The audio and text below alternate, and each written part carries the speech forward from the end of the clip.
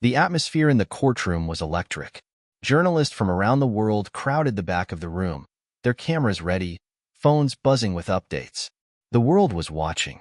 Every seat was taken, every eye glued to the man at the center of it all. Elon Musk, tech mogul, visionary, and CEO of multiple groundbreaking companies, walked in. He was dressed sharply, his face expressionless, but anyone who knew him could see the weight of the moment on his shoulders. The trial that had dominated headlines for weeks had finally arrived at this pivotal point. A lawsuit that threatened to expose cracks in his empire was now taking center stage. The world wanted to know if Musk, who had transformed industries from electric cars to space exploration, could survive this storm. But today, something felt different. The courtroom wasn't just filled with his supporters. Opposing attorneys were whispering among themselves, exchanging knowing glances. The tension in the air was palpable. "All rise," the bailiff announced, and the room fell into immediate silence as the judge took his seat. Judge Thomas Cooper, a stern, no-nonsense figure in his 60s, adjusted his glasses, staring down at the papers in front of him. Musk's legal team, led by his most trusted attorney, Kelly Collins, stood beside him. The defense was ready, but the weight of the public's judgment hung heavily over them. Elon had faced his fair share of challenges before, but this was different. This time, it wasn't just about business. This was personal. "Mr. Musk," Judge Cooper began, his voice as steady as the steady hum of the air conditioning in the room. "The allegations against you are serious. Fraud, negligence, and failure to deliver promises that impacted thousands of people. These are not light accusations. We will proceed under the assumption that you are here to clear your name." Elon remained still, but his mind raced. His empire had grown in ways few could have predicted, but now, a shadow hung over everything he had built. The plaintiff, a group of investors and tech enthusiasts, claimed that his latest project, a new software platform that promised to revolutionize the way people interacted with machines, had been poorly managed, oversold, and ultimately failed to live up to expectations. "Your Honor," Collins said, her voice calm and confident, "we are prepared to demonstrate that these claims are baseless. Mr. Musk did not mislead anyone, and he certainly did not commit fraud." But even as she spoke, Elon felt a flicker of doubt. The trial had been dragging on for weeks, and with every passing day, the accusations seemed to grow stronger. The media had been ruthless, dissecting every statement, every tweet, every business decision Musk had made. Public opinion, once largely in his favor, had begun to shift. His supporters were dwindling, and the media's portrayal of him had turned sharply negative.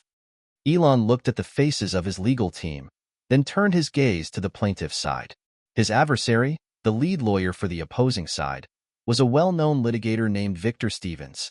Stevens had a reputation for taking down billionaires and CEOs, and it was clear he was in his element today. But it wasn't just the courtroom that made Musk nervous. It was the pressure of the entire world watching. Everyone had an opinion. Everyone had a stake in the outcome. What would happen if he lost? What would the fallout be? Would his companies crumble? Or would this be just another bump in the road for the man who had redefined what was possible? "Mr. Musk, do you understand the seriousness of these charges?"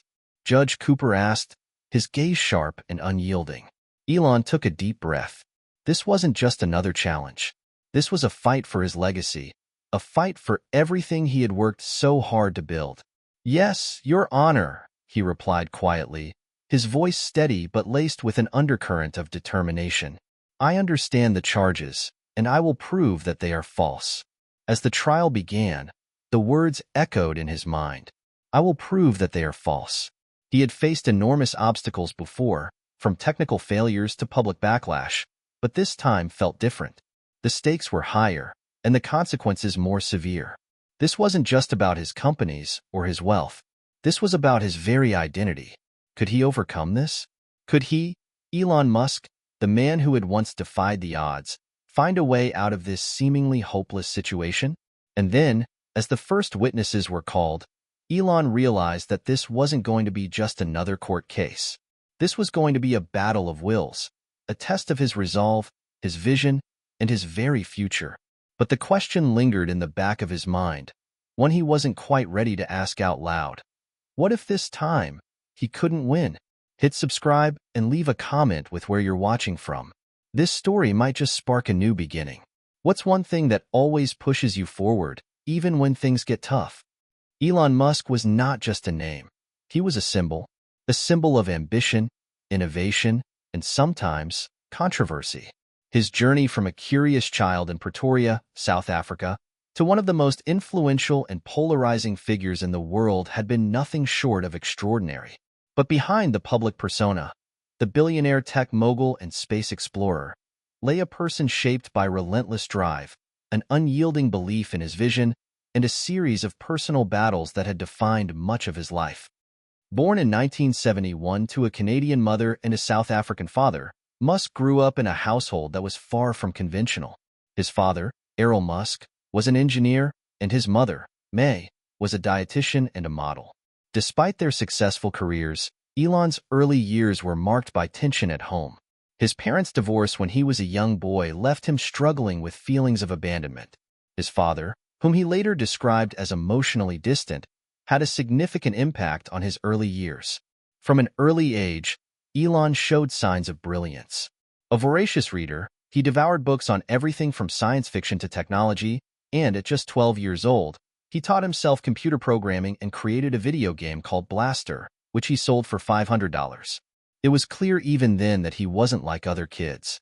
But as much as he excelled academically, he faced intense bullying at school, which left emotional scars that would stay with him for years to come. "I was just trying to survive," Elon later admitted in interviews, recalling how the bullying often left him feeling isolated and misunderstood. But in that isolation, he found solace in his ideas that would eventually change the world. The hardships he faced in his youth, the deep feelings of loneliness, and the emotional battles with his family all played a crucial role in shaping the man who would one day go on to build SpaceX, Tesla, Neuralink, and more. But despite these early struggles, there was always a burning desire inside him to push boundaries. In his 20s, he moved to the United States, seeking a new life and new opportunities. Elon attended the University of Pennsylvania, earning degrees in both economics and physics. His time at university marked a turning point, as he began to realize the power of his ideas and the potential impact they could have on the world. After dropping out of Stanford University just 2 days into a PhD program, Elon took a leap of faith and co-founded Zip2, a software company that would eventually be sold to Compaq for nearly $300 million.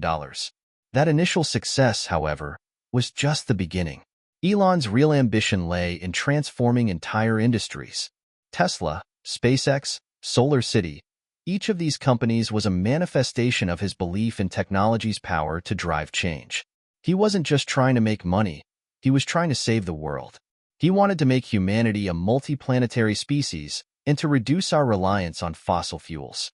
He was a visionary, yes, but also a man constantly under pressure to deliver on these seemingly impossible dreams. Throughout it all, Musk maintained a complex personal life. His relationships, particularly with women, were always under intense scrutiny. He had married twice, first to author Justine Musk, with whom he had 5 children before their divorce, and later to actress Tallulah Riley, who he married and divorced twice. His relationships with his family were just as complex. He had been estranged from his father for many years and had a complicated relationship with his mother, who had her own share of struggles. These personal challenges, combined with his professional ones, created a perfect storm for the man who was now facing a fight for his legacy in court. But Elon Musk wasn't someone to back down from a challenge. His companies had been in the spotlight for years, facing skepticism, doubt, and ridicule. Tesla was frequently written off as a company that would never make it. SpaceX was laughed at by critics who thought it was impossible to privatize space exploration, and his other ventures were just as daring, if not more so.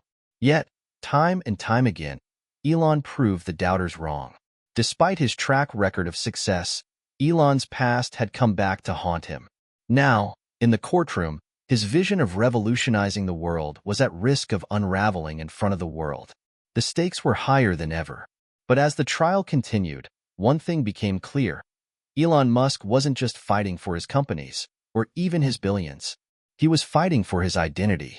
The world had been watching as he climbed to the top, and now, they would be watching as he fought to stay there.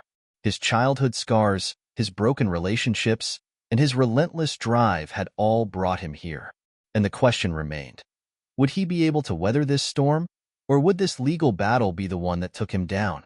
But Musk's mind was already working on the next move. He'd faced worse before and come out on top. Whatever happened, he wouldn't go down without a fight. It wasn't just a lawsuit.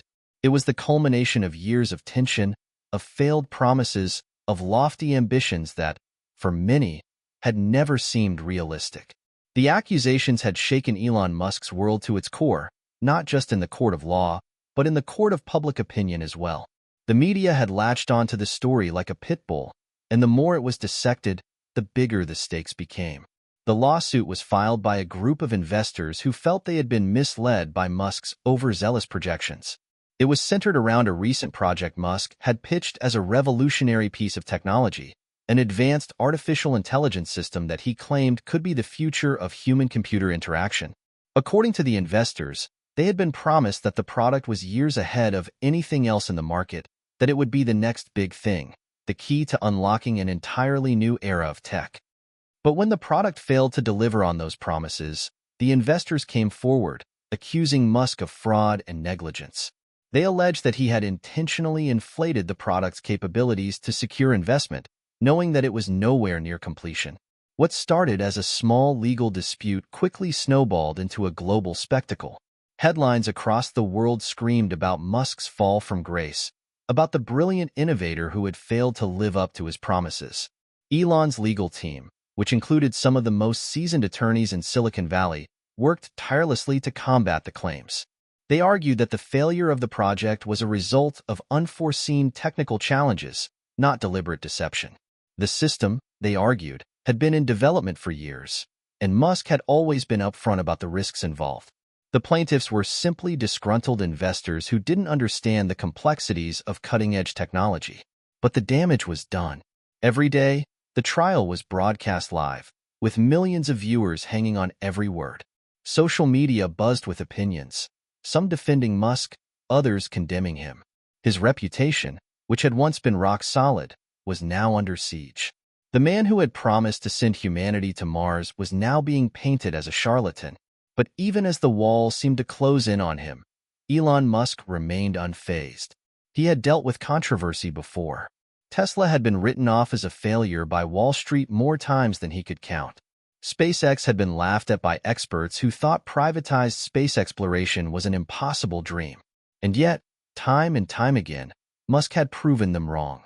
This time, however, it felt different. The courtroom wasn't just filled with legal experts. It was filled with people who had a stake in his downfall, people who wanted to see him fail, people who were betting on his mistakes. As the trial continued, Musk's legal team presented evidence that seemed to make sense on the surface. They called in experts who testified that the technology behind the failed product was indeed groundbreaking, but had faced unforeseen technical hurdles that no one could have predicted. They argued that Musk's statements had been taken out of context, twisted to fit a narrative of deceit. But the opposing counsel, led by the notorious Victor Stevens, was relentless. Stevens was known for taking down tech moguls, and he had a reputation for being ruthless in the courtroom. He tore apart Musk's defense piece by piece, questioning his every word, highlighting inconsistencies in his past statements, and attacking his credibility. It wasn't just about the case anymore.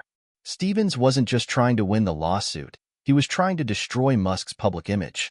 He brought up Musk's controversial tweets, his clashes with the media, and his tendency to make bold, sometimes reckless statements.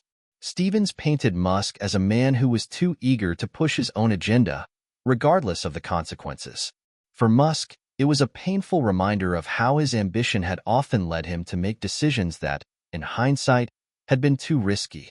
The entire courtroom seemed to turn against him as Stevens relentlessly pressed the issue, highlighting every misstep, every instance where Musk had overpromised and underdelivered.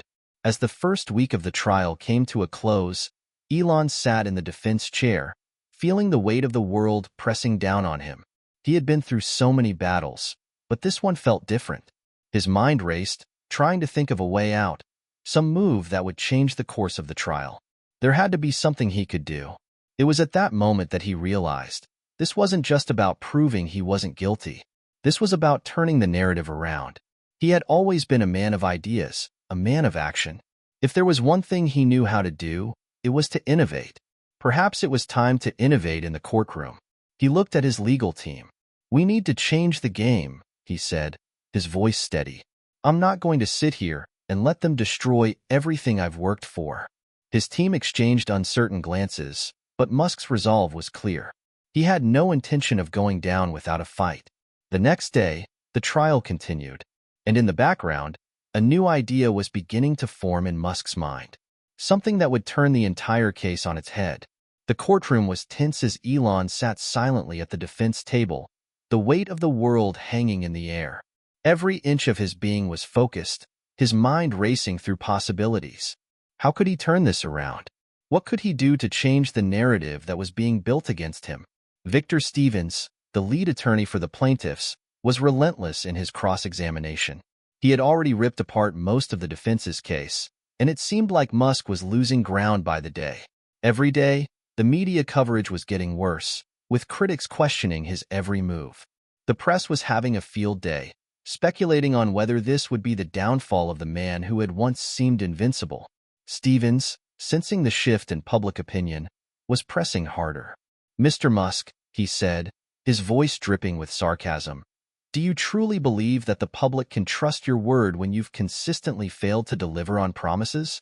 You've oversold and underperformed, and now you expect them to believe this latest venture was a mere technical hurdle?" Elon leaned forward slightly, his eyes narrowing as he met Stevens' gaze. The courtroom was quiet, every eye on him. He was about to make a move, one that would either make or break him. "Actually," Elon began, his voice calm but carrying an edge of something new, something that was starting to boil beneath the surface. "You're absolutely right about one thing, Victor." Stevens raised an eyebrow. "Oh, yeah," Elon continued, looking around the room. "I've made promises before that didn't always turn out the way I expected. But that's part of the game when you're trying to do something that hasn't been done before.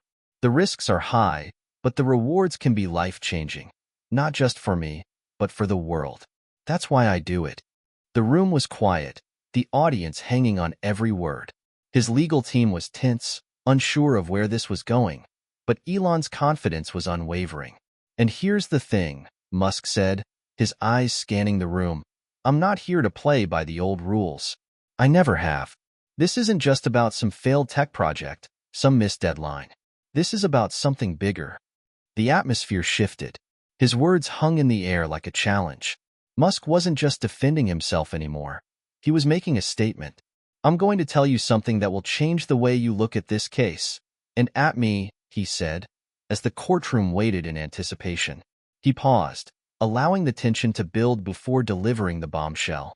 "We've been working on something that is so groundbreaking that it'll make all of this look like a sideshow. It's a game changer. And I'm going to unveil it right here, right now." Gasps rippled through the room. Stevens blinked, clearly thrown off guard. "You can't be serious," he said, his voice faltering for a moment.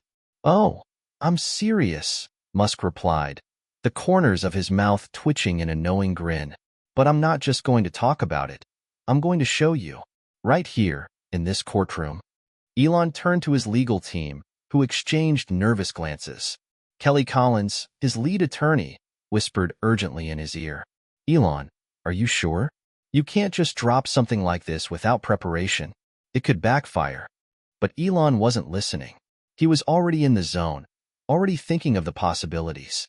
For years, he had been developing something that he hadn't fully disclosed to the public yet. A technology so revolutionary that it could change the entire narrative surrounding him.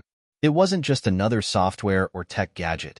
It was something that could be the next leap in human progress, something that would render all the criticisms against him irrelevant. As Musk signaled for his team to bring in the device, the courtroom held its breath. What could he possibly have that would be so important?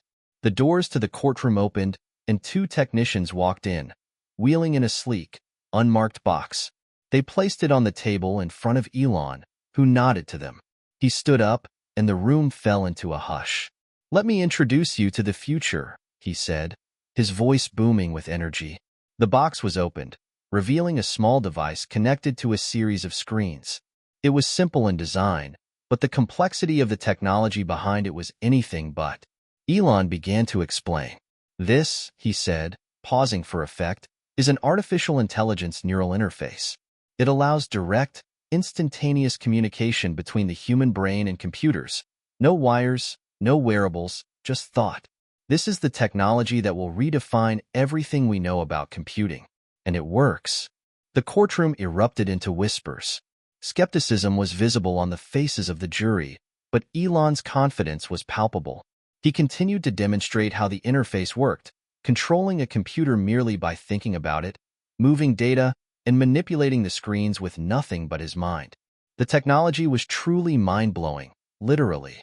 I'm not asking for your faith in a broken promise. I'm showing you the future. This is the kind of thing that happens when you bet on the impossible, Musk said, turning to the jury, his eyes filled with an intensity they hadn't seen from him before. This is what I've been working on, and this is what you're really accusing me of failing to deliver on. Something that the world isn't even ready for yet. For a moment, the courtroom was silent. No one knew how to react. The plaintiff's lawyers were stunned into disbelief, and even Stevens, known for his sharp wit, looked momentarily rattled.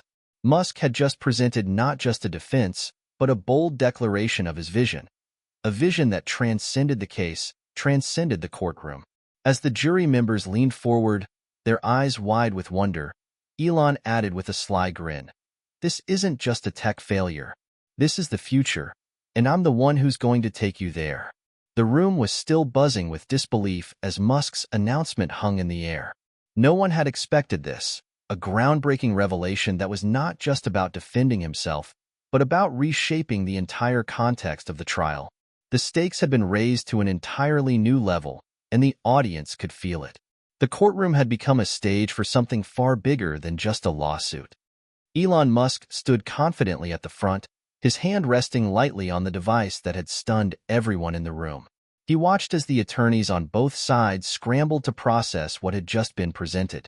His legal team was visibly in shock, unsure of how to proceed after this unexpected twist. Musk knew he had caught them all off guard, but that was the point. He had always thrived in moments of disruption. Victor Stevens, the lead attorney for the plaintiffs, was the first to recover. He leaned forward, his eyes narrowing, trying to regain his footing. "Mr. Musk," Stevens began, his voice icy, "you expect this jury to believe that your failure to deliver on a previous promise is now somehow excused because you have a new toy to show off? This is just a distraction." Elon didn't flinch. He knew what Stevens was trying to do. Dismiss the significance of his revelation, reduce it to something inconsequential. But he also knew that what he had just unveiled was anything but a distraction.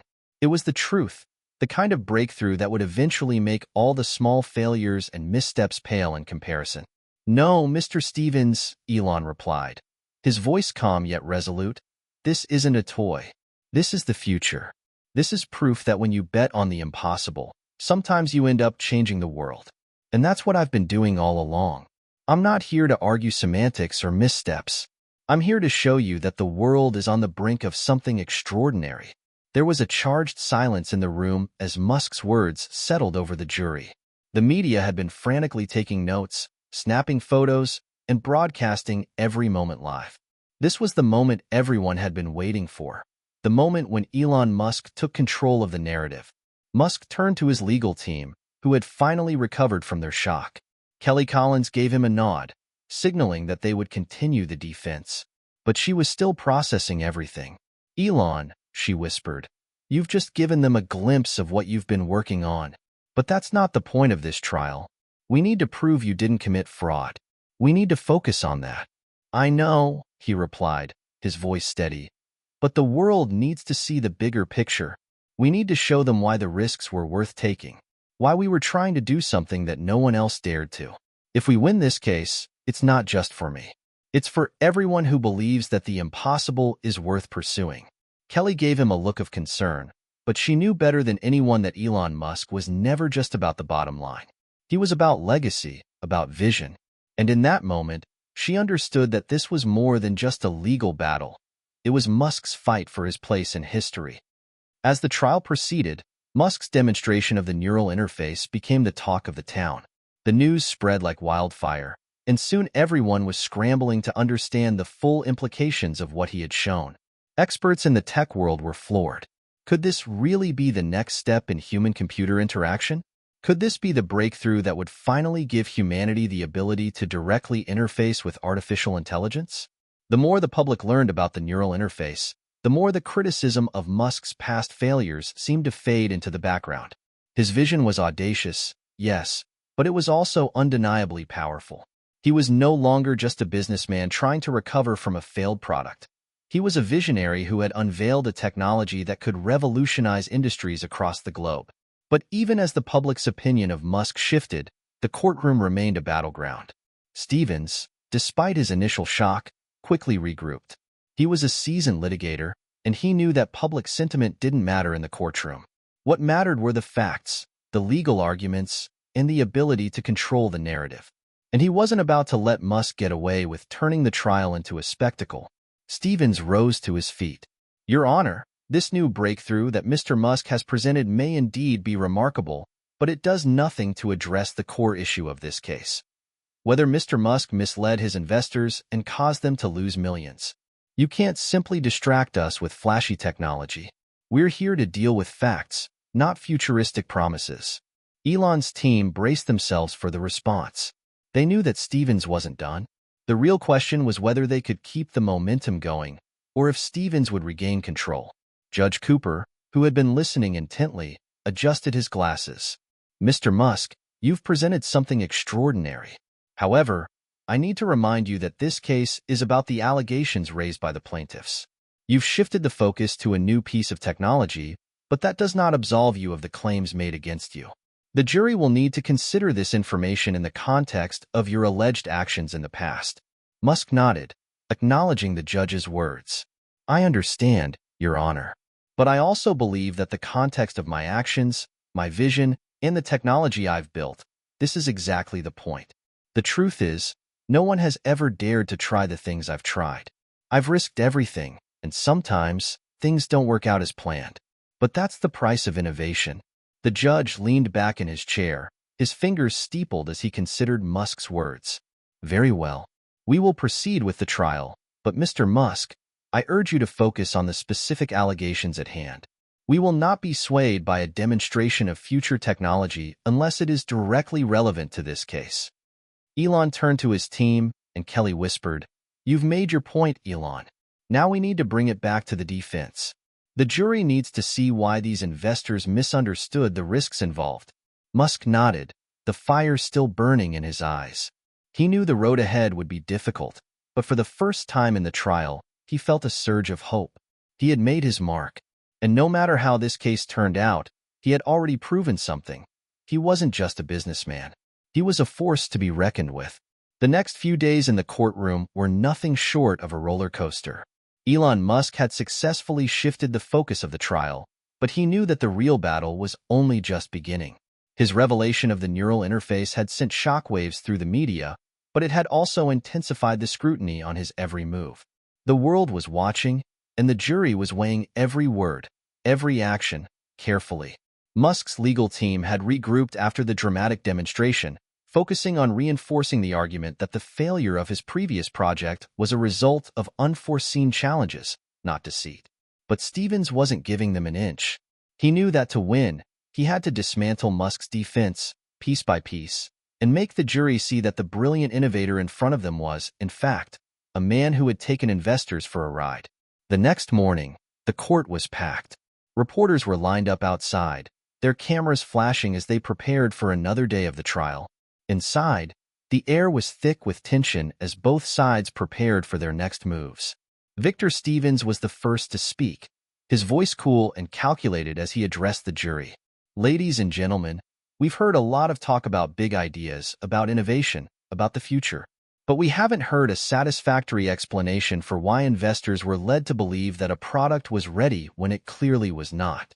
Mr. Musk's presentation yesterday may have dazzled some of you, but it does not change the fact that his company misrepresented the capabilities of the technology, and the investors suffered because of it." He paused, letting the words sink in, before continuing. What Mr. Musk is doing here is simple. He's distracting you. He's showing you something shiny to take your attention away from the hard truths. He's asking you to ignore the real issue, whether or not he intentionally misled his investors. The fact remains, the technology he promised was nowhere near ready. And that is why we are here today.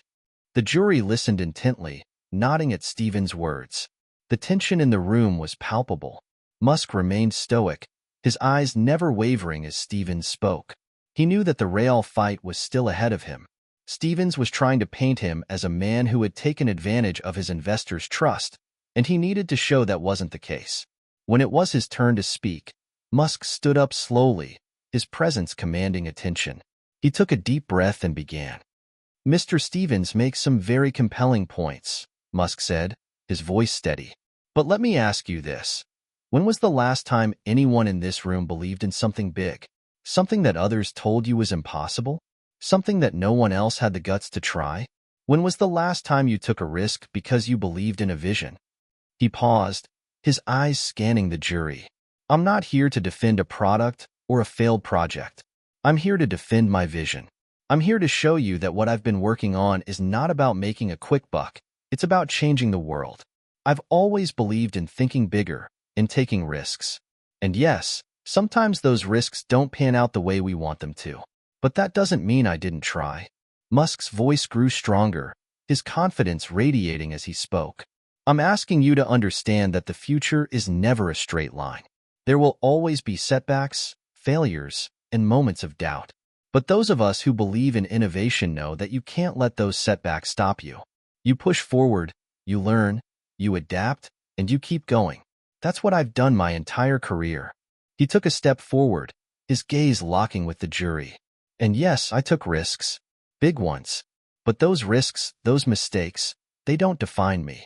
They don't define SpaceX or Tesla. They don't define the future. What defines us is our ability to keep moving forward, to keep dreaming bigger than anyone else.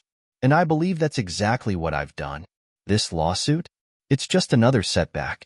But I'm not done yet." The courtroom was silent for a moment.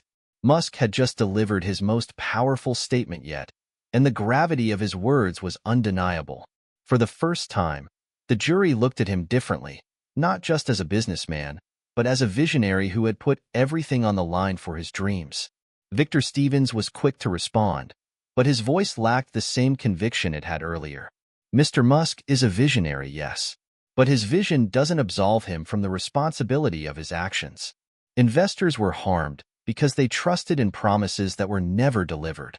We can't let his ambitions cloud the facts of this case." But Musk wasn't finished yet. He leaned in, his voice quiet but piercing. "I never promised success. I promised to try, to push the boundaries of what's possible. And I'm asking you to consider that before you make your judgment. Not every failure is a fraud. Not every misstep is a lie. Sometimes, it's just the price of innovation." There was a noticeable shift in the atmosphere. The jury seemed to be contemplating his words more deeply now. Musk had managed to turn the courtroom's focus back onto his vision, his drive, and his dedication to shaping the future. He had reframed the entire narrative. As the day's session ended, Musk's legal team gathered around him, their expressions a mix of relief and admiration. For the first time since the trial began, they felt as though they were gaining ground. But they knew this wasn't over yet. There were still more hurdles to jump, more battles to fight. Kelly Collins turned to Elon. "You did it," she said, her voice full of quiet awe. "You managed to refocus the jury. That was impressive." Elon smiled faintly, his eyes already distant as he thought about the next phase of the trial. "It's not over. This is just the beginning. I need to show them that this isn't just about a failed product or a bad investment. It's about something bigger, something worth fighting for." As the team left the courthouse that evening, the streets outside were alive with chatter. News outlets were buzzing with excitement over the day's events, and social media exploded with opinions. Was Elon Musk a fraud? Or was he truly a visionary who had simply taken a few missteps along the way? The world was watching, and in that moment, Musk knew that he had just ignited the spark for the next phase of his journey. The road ahead would be filled with challenges, but it was also filled with opportunity. The next day, The courtroom was even more packed than the day before. It wasn't just the journalists and cameras anymore. The public had become invested in the trial. People were sitting in the bleachers, watching with bated breath. Social media had exploded overnight with opinions about Elon Musk's dramatic courtroom reveal, and the public seemed divided. Was he a fraud? A genius? Or a misunderstood innovator? Elon walked into the courtroom, his usual calm demeanor masking the storm of thoughts in his mind. The weight of the world felt heavier today. Yesterday had been a turning point, but it was only one chapter in this story. The real challenge was turning that spark of hope into a solid defense, proving to the jury and the world that he was not just a man of ambition, but one who had always worked with integrity, even when things didn't go as planned. Victor Stevens, his adversary, had been quick to capitalize on Musk's bold claim. His legal strategy now centered around undermining the grandiose promises Musk had made about his technology. Musk had been playing on the heartstrings of the jury, appealing to their sense of awe and wonder. Stevens, on the other hand, was focused on the practicalities, the numbers, the failed deadlines, and the investors who had lost millions in the process. As Musk took his seat, he caught the eye of Kelly Collins, his lead attorney. She gave him a reassuring nod, but Elon could tell she was tense. This battle was far from over. They needed a knockout punch, something that would turn the tide in their favor once and for all. The judge, who had been unusually quiet during the last session, called the court to order. "Mr. Stevens, the floor is yours for your rebuttal," Judge Cooper said, his voice echoing through the room. Stevens stood, adjusting his tie and walking to the front of the courtroom with the measured confidence of someone who had done this many times before. He turned to face the jury, pausing for a moment before speaking. "Ladies and gentlemen," Stevens began, "yesterday, you were shown a shiny new gadget, a demonstration that may have seemed impressive at the time. But let's not forget why we are here. The truth of the matter is simple. Mr. Musk's promises led to disaster for the investors who trusted him. Those investors were told that their money would fund groundbreaking innovations. But what did they get in return? A series of delays, false claims, and in some cases, complete failure. They were misled, plain and simple." He paced back and forth in front of the jury, his voice growing more impassioned. "Mr. Musk wants you to believe that his failures were just part of the process, that he's some sort of martyr for innovation. But the reality is much less heroic. He made false promises with full knowledge that he couldn't deliver. And now, it's time for him to answer for it." Stevens paused dramatically, allowing his words to sink in. This case isn't just about what Mr. Musk dreamed about achieving. It's about the lives he disrupted, the families that lost their investments, and the countless people who were harmed by his reckless disregard for the truth. Musk could feel the pressure mounting. Stevens was right in one sense. His failures had caused pain for many. But Musk knew he had never intended to deceive anyone. He had believed in his vision, and he had pushed forward, often against overwhelming odds. But now, he had to prove that his intentions were not criminal, that his pursuit of progress wasn't a malicious act. He rose to his feet, his expression steely. The room fell silent, the anticipation palpable. "Mr. Stevens has made his case, and I respect his right to do so. But here's the truth. What he's offering is the narrative of a man who gave up, who stopped believing in the possibilities," Musk began, his voice cutting through the tension in the room. He turned to face the jury, his eyes intent. "You've heard about failures. You've heard about mistakes. But what you haven't heard is the full story. Yes, I've had setbacks. But I didn't give up. I didn't walk away. The technology I'm working on now, the neural interface I showed you yesterday, it wasn't just a fancy demonstration. It's the culmination of years of work, and it's ready. It's real. And it's going to change the way we live." Musk's voice grew more impassioned as he spoke, the fire of his vision burning through every word. "When you look at my track record, don't just look at the failures. Look at the triumphs. SpaceX didn't succeed on its first try. Tesla didn't become the company it is overnight. Everything I've done has been a result of vision, persistence, and, yes, failure. But failure isn't the end. It's a lesson. It's a step towards something bigger. And I have never been afraid of that." He paused, his gaze now sweeping across the jury. What you're being asked to believe is that I misled investors, that I promised things I couldn't deliver. But the truth is, I took risks, big risks, and sometimes those risks didn't work out as planned. But I've never lied. I've never intentionally deceived anyone. What I promised was a chance to be part of something revolutionary, something that could change the future. And I am still fighting for that future. There was a heavy silence in the room. For the first time, it felt like the jury wasn't just hearing the words, they were considering them. Musk had shown them something no one had expected. A glimpse into the heart of who he was, not just as a businessman, but as a man who had risked everything for his dreams. The trial continued for hours, but the atmosphere had shifted. Stevens had not expected Musk's emotional defense, and it was clear that his arguments were starting to lose their sharpness. There was a subtle change in the way the jury looked at Musk, less like a criminal, more like a visionary who had stumbled on the path but was still determined to reach the finish line. As the court adjourned for the day, Kelly Collins approached Musk, her expression one of cautious optimism. "You did it," she said. "You've turned the tide. The jury is listening." Elon didn't respond immediately. He was still processing everything that had happened in the courtroom. The battle wasn't won yet, but he could feel that the momentum had shifted in his favor. He had shown the jury who he really was, not just the face of a tech company, but the heart and soul behind every failure and every success. For the first time in the trial, Elon Musk felt like he had a real chance of winning. The courtroom had settled into a tense rhythm. Each day felt like another chapter in a saga that had the entire world captivated. Media outlets were no longer just covering the trial. They were speculating on the future of Elon Musk, his companies, and the very nature of innovation itself. In the public eye, this case had become something far bigger than just a legal dispute. It was a test of what it meant to push boundaries, to dare to fail, and to rise again. As Elon Musk sat in his defense chair, the weight of the trial was starting to feel heavier. He had gained ground with his emotional plea to the jury, but he knew that Stevens and the plaintiffs were not going to let up. There were still too many unanswered questions, and Musk's history of audacious promises could easily be turned into a narrative of reckless hubris. If Musk wanted to win, he would need more than just a heartfelt defense. He would need hard evidence to back up his claims. Kelly Collins approached him during a brief recess, her face serious but hopeful. "Elon, I think we've made progress, but we still need to solidify the most crucial point. We need evidence that shows the investors weren't misled intentionally. We need proof that you did everything you could to deliver on your promises, even if things didn't turn out the way they were planned." Elon nodded thoughtfully.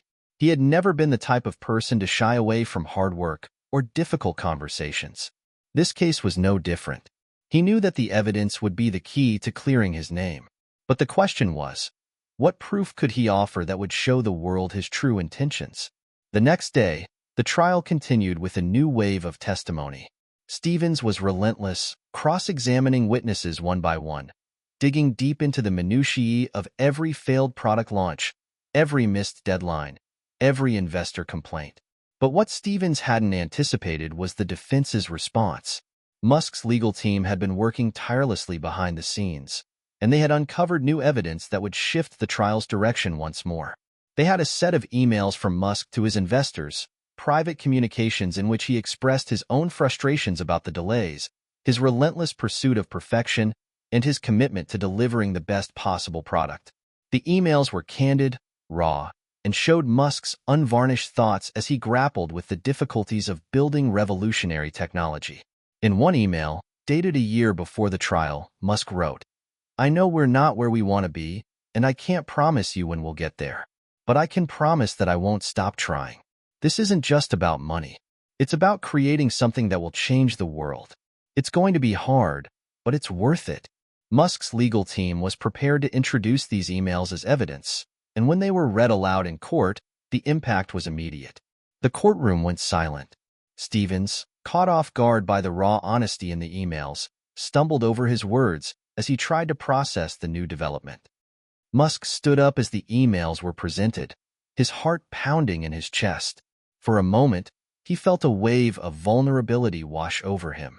He had never intended to be the face of a company that failed to deliver, but these messages, his true, unfiltered thoughts, would show the jury that he had never given up, never abandoned his investors, and had always been fighting for something bigger than just financial success. "Your Honor," Kelly Collins said as she stood to address the court, "these emails aren't just messages. They're a testament to Mr. Musk's dedication. His honesty in these communications shows that he never misled anyone about the risks. He made it clear from the very beginning that this was going to be a difficult journey, that the timeline was uncertain, but that he would continue to pursue it because of the bigger vision." Judge Cooper, who had been listening intently, nodded. "I understand the context, Ms. Collins, but the question still remains. Did these investors know what they were signing up for?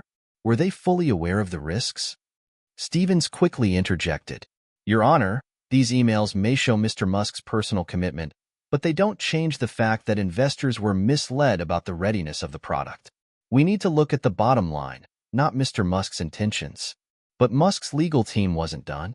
Kelly turned to the jury, speaking with quiet conviction. "It's easy to criticize someone when things go wrong, but what you're not hearing is the sacrifice, the sleepless nights, the relentless pursuit of something that could have changed the world. Mr. Musk's emails show that he didn't mislead anyone. He simply asked them to believe in something bigger, something more difficult than anyone could have imagined. These investors were not promised easy profits. They were promised the opportunity to be part of something revolutionary." The jury, who had been listening carefully to every word, seemed to be processing this new information with more empathy. They could see the commitment behind the emails. They could understand the challenges Musk faced, even if the investors hadn't fully grasped the risks. Musk had always pushed for the impossible, but now he was showing that even in his failures, he had acted with transparency. The trial continued for another week, and with each passing day, Musk's defense gained more ground. Stevens continued to attack, but Musk's team had shown the jury a different side of the tech mogul, a side that wasn't about making excuses but about facing the truth head-on, accepting the mistakes, and learning from them. They had shown that the heart of the issue wasn't about fraud or deceit. It was about the risks of innovation and the price of progress. Musk had spent decades pushing the limits of what was possible, and while not every venture had succeeded, each failure had brought him one step closer to his ultimate goals. The neural interface was proof of that, as was SpaceX's first successful landing and Tesla's rise to prominence in the electric vehicle industry. Musk had taken risks that most people would never dare, and though not all of them paid off, his determination and transparency were now shining through in the trial. As the trial neared its conclusion, Elon Musk found himself reflecting on the journey he had taken, not just in this courtroom, but throughout his entire career. It wasn't about winning or losing. It was about proving that the pursuit of the impossible was worth every setback, every failure. And if he could convey that message to the jury, then perhaps he could come out of this trial with more than just a victory. He could show the world that even the greatest failures were part of the path to greatness. The courtroom had reached an uneasy calm. After weeks of testimony, it was finally time for the closing arguments. The air was thick with anticipation. People in the gallery were holding their breath, knowing that this would be the moment that would likely determine the trial's outcome. Elon Musk sat at the defense table, his hands folded in front of him. Despite his usual confidence, a quiet anxiety crept in. This was the last chance to make his case to the jury. He had given them his vision, shown them his vulnerabilities, and offered proof of his dedication. Now, it was up to Kelly Collins and his legal team to deliver the final blow in this fight for his reputation and legacy. Victor Stevens, on the other hand, seemed confident. He had spent the past several weeks meticulously dismantling Musk's defense, and now he was ready to put the final pieces in place. Stevens had made it clear that his goal wasn't just to win the lawsuit, it was to paint Musk as a man who had not just made mistakes, but had actively deceived and harmed the investors who had placed their trust in him. His strategy was direct, his words sharp. As the judge called the court to order, the gallery fell silent. Everyone knew this was the moment that would decide the fate of Elon Musk. "Mr. Stevens," Judge Cooper said, "you may begin with your closing argument." Stevens rose from his seat, adjusting his glasses, and began his final push. "Ladies and gentlemen of the jury, you have heard the testimony, you've seen the evidence, and you've listened to Mr. Musk's emotional plea. But the facts are clear," Stevens said, his voice steady and strong. Elon Musk sold a dream, a vision of technology that wasn't ready to be realized. And in doing so, he misled investors, intentionally or not, but misled them all the same. He paced in front of the jury, making eye contact with each member. It is not enough to say that a product was difficult to develop. Mr. Musk made promises. He promised timelines, he promised results, and those promises were not met. Worse, they were met with silence, with misleading statements, and with failed launches. Stevens paused for effect. You've seen the emails, you've heard Mr. Musk's defense, but none of that changes the fact that investors were left in the dark. There were no clear updates, no acknowledgement of the risks, only a continual push to believe in something that was never there. These investors did not sign up for a pipe dream. They signed up for a product that was supposed to revolutionize industries, a product that Mr. Musk himself said would be ready and profitable, and they were left holding the bag. He turned to the jury with finality. We are not here to judge Mr. Musk's ambition. We are here to determine if he defrauded investors. And the evidence shows, beyond a reasonable doubt, that he did. You cannot let innovation mask the truth. You must hold Mr. Musk accountable for his actions. Stevens sat down, his words hanging heavily in the air. He had made his case. It was now up to the jury to decide if Musk's failures were the result of miscommunication, poor judgment, or intentional deception. Kelly Collins rose to deliver the defense's closing argument. She turned to the jury with calm conviction, her voice cutting through the tension in the room. Ladies and gentlemen, let's be clear about something. This case is not about whether Elon Musk is a perfect person. None of us are. This case is about whether Elon Musk intentionally defrauded investors. And I will say this plainly, he did not. She paused, letting her words settle before continuing. Mr. Musk didn't mislead anyone. He made promises, yes, but he never promised success at any cost. What he promised, and what he delivered, was an opportunity. An opportunity to be part of something bigger than any one of us. Something that, as you have seen, is still evolving. The technology behind the neural interface? It's real. It's here. And it's going to change the world. Kelly stepped forward, her tone soft but firm. What you've heard throughout this trial are the voices of those who want to point to failure and call it deception. They want you to believe that because things didn't go according to plan, someone is to blame. But innovation doesn't work that way. Innovation is messy, unpredictable, and yes, risky. And Mr. Musk, more than anyone, knows that better than anyone. She turned to the jury, her eyes steady. What you have seen in this trial is the truth. Mr. Musk was transparent with his investors. He was clear about the risks. And he worked tirelessly, without pause, without quitting, to make his vision a reality. It wasn't easy. It wasn't perfect. But he never stopped trying. And that is not fraud. That is not deceit. She looked at the jury one last time, her voice growing stronger. You were not asked to judge his ambition. You were asked to judge his intent.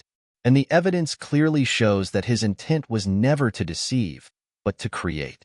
Mr. Musk put everything on the line for a vision that he believed would change the world. And that, ladies and gentlemen, is not a crime. Kelly gave a final, knowing nod and returned to her seat. The room was silent, the weight of her words pressing down on everyone present. Now, it was up to the jury. The next day, the jury began their deliberations. The lawyers on both sides sat anxiously, waiting for the verdict. There was nothing more to be said. The arguments had been made, the evidence presented, and now it was out of their hands. Musk sat in his chair, his mind racing. He thought back to the moment when he first decided to pursue his grand vision. He thought about the late nights, the moments of doubt, the risks he had taken, and the sacrifices he had made. He thought about the many failures that had shaped him, but also about the triumphs that had come from them. He had always known that success came at a price. But did the jury understand that? Did they see the bigger picture, the one he had spent his entire life trying to create? He had no idea what the verdict would be, but he couldn't shake the feeling that, no matter the outcome, this trial had revealed something bigger than any legal battle. It had revealed his true purpose. His drive to change the world wasn't just about technology or money. It was about pushing humanity forward, even when it seemed impossible. Hours passed before the jury finally returned to the courtroom. The tension was almost unbearable. Elon sat upright, Kelly beside him, their eyes fixed on the doors as the jury filed in. The judge asked for the verdict, and the room held its collective breath. The foreperson stood, holding the paper in hand. We, the jury, find in favor of the defendant, Elon Musk. The courtroom erupted into murmurs. Musk exhaled deeply, his heart racing. He had won. But the relief that washed over him was only temporary. He had learned something far more valuable than a courtroom victory. The fight for his vision, for the future, had only just begun. The news broke like wildfire. Headlines flooded every major outlet. Elon Musk wins court battle in high-stakes legal drama. The trial had captivated the world, and now, the tech mogul had emerged victorious. Social media exploded with reactions. Supporters hailed Musk as a visionary who had overcome an unjust attack on his character, while critics argued that the trial was a symbol of the dangers of unchecked ambition. Elon Musk stood in front of the cameras, his usual calm exterior belying the emotional storm that was swirling inside him. The courtroom was behind him, but the battle was far from over. Winning the trial had been a massive relief, but Musk knew that this victory was only one step on a much longer journey. For the first time in a long while, Musk allowed himself a moment of peace. As the press swarmed around him, asking questions about the future of his companies, his mind wandered back to the trial's conclusion. He had done it. The worst was behind him, or so he thought. The following week was a blur of interviews, follow-up stories, and public appearances. Elon did his best to stay focused on the future, but he couldn't shake the feeling that the fight for his legacy was far from over. In many ways, the legal victory had been bittersweet. Musk had spent years building his companies and pushing the boundaries of technology, but in a single moment, his entire reputation had been put on trial. The scars from that battle would linger for a long time. At Tesla and SpaceX, the atmosphere was cautiously optimistic. Employees celebrated the verdict, but even within his companies, Musk knew that the public's perception of him had shifted. He had become more than just the CEO of two groundbreaking companies. He had become a symbol of both the possibilities and perils of unrelenting ambition. Sitting in his office late one evening, Musk reflected on what had transpired. The court battle had been grueling, but it had also taught him something profound. The world saw him not just as a businessman but as a human being, a man with flaws, dreams, and failures. In the days following the trial, Musk decided to address the elephant in the room. He knew he couldn't go on simply being the figurehead of a revolution. He had to be more open, more vulnerable. The world needed to see who he really was, the man behind the technology, the visionary who had always struggled with his humanity just like everyone else. The announcement came on social media, a personal message from Elon Musk. The video quickly went viral, reaching millions within hours. Musk appeared in a simple black shirt, sitting in a minimalist office. There were no fancy props, no flashy production, just Elon, looking directly into the camera. "I've spent a lot of time focusing on the future," Musk began. "But lately, I've realized that the future isn't just about technology. It's about the people we affect along the way. And for too long, I've been focused on the next big thing: space, electric cars, artificial intelligence. I haven't always stopped to think about the impact I've had on the people closest to me, my investors, my employees, and even my family." He paused, his expression sincere. "The trial was a wake-up call for me. I was accused of something I never intended, misleading people, breaking their trust. And I want to be clear, I'm not perfect. I've made mistakes, and I will continue to make mistakes. But I promise you this, I will never stop trying. I will never stop pushing for a future that's better for all of us." Musk continued, his voice softening. "The thing is, I've spent so much of my life chasing the impossible. I forgot that it's the human connections that matter the most. It's the relationships, the people who believe in you when you can't see the light yourself. And it's about taking responsibility for the choices I make." He took a deep breath, his eyes unwavering. "I've learned a lot in the last few months. I hope I can earn your trust again, whether you've been with me from the beginning or whether you've only just joined the journey." The video ended with a simple message: "Thank you for believing in the impossible." The response to the video was overwhelmingly positive. Musk had shown a side of himself that the public rarely saw, a side that was humble, reflective, and willing to take responsibility.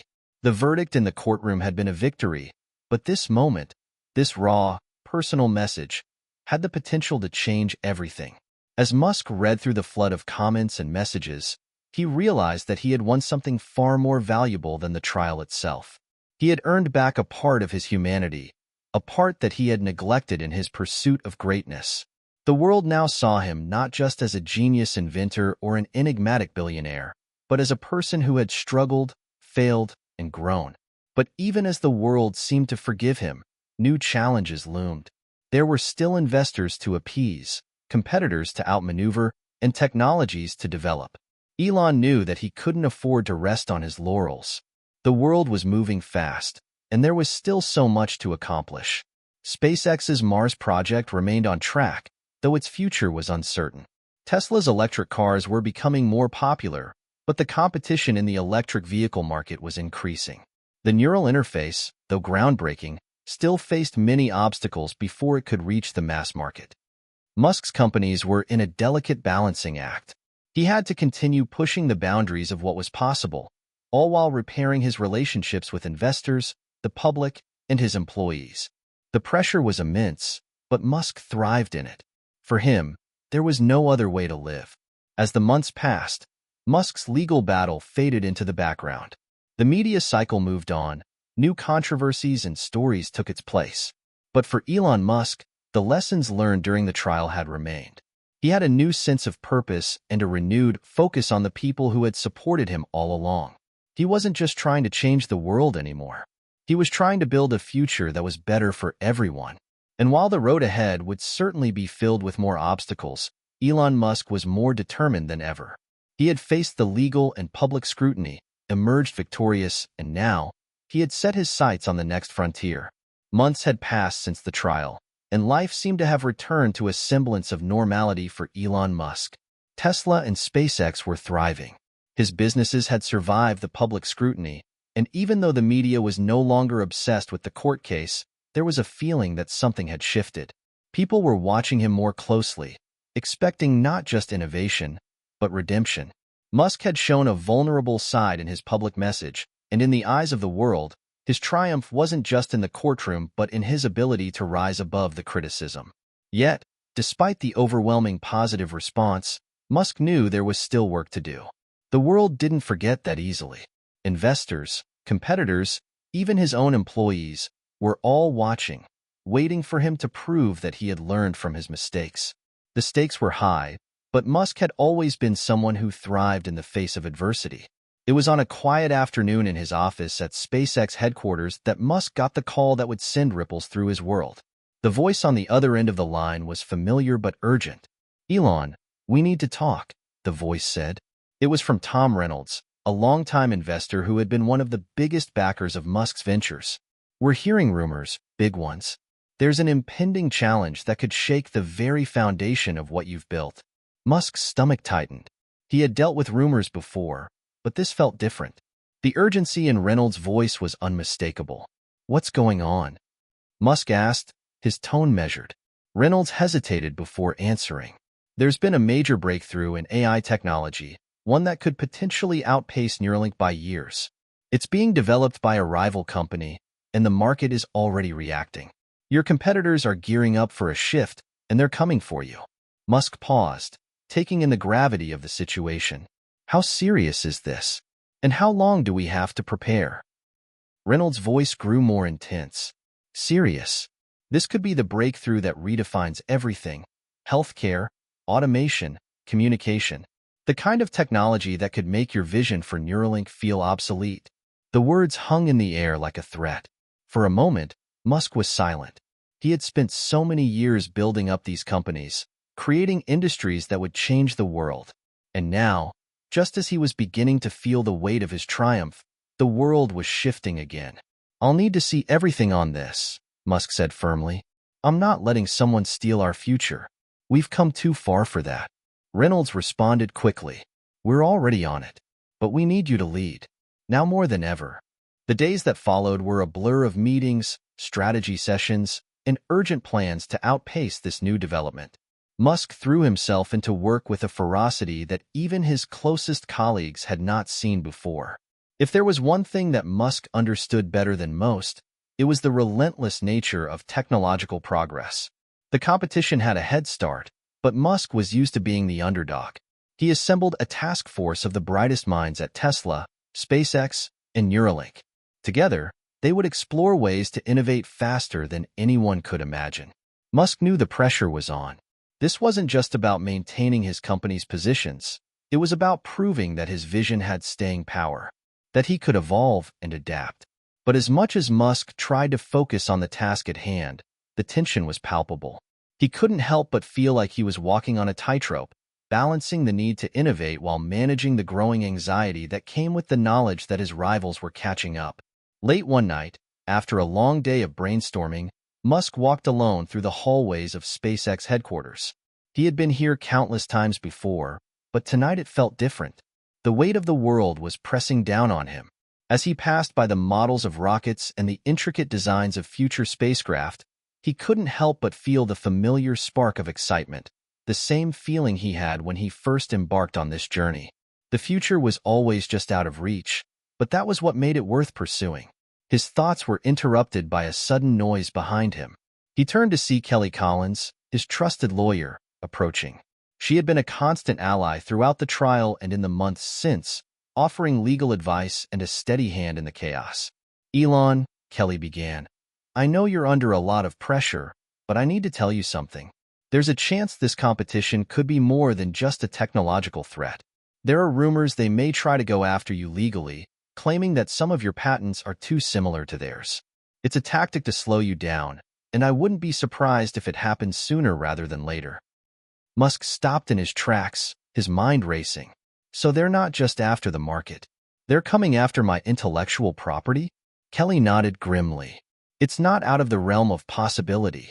If they're really as advanced as the rumors say, they could try to claim infringement. You need to prepare for the possibility of a legal war, even if it's not immediate. Elon's jaw tightened. He had fought one legal battle already, but this was a different kind of war. A battle for the heart of his companies, for the innovations he had spent decades building. His intellectual property wasn't just a business asset, it was his legacy. If he lost it, he could lose everything. "I'll handle it," Musk said firmly. "Get the best team you can. We need to be ready for anything." Kelly gave a small nod. "I'm on it." The weeks that followed were some of the most intense in Musk's career. With the pressure mounting on all sides, competition, legal threats, market volatility, Musk felt the familiar push to move faster, to innovate harder, to lead in ways that no one had ever imagined. Every day was a battle, but Musk thrived on it. He could feel the adrenaline coursing through his veins, the hunger to prove himself once more. But despite the outward confidence he displayed to the media, behind closed doors, Musk knew the stakes had never been higher. His companies were under attack, not just by rivals, but by the very nature of the technology that had made him a household name.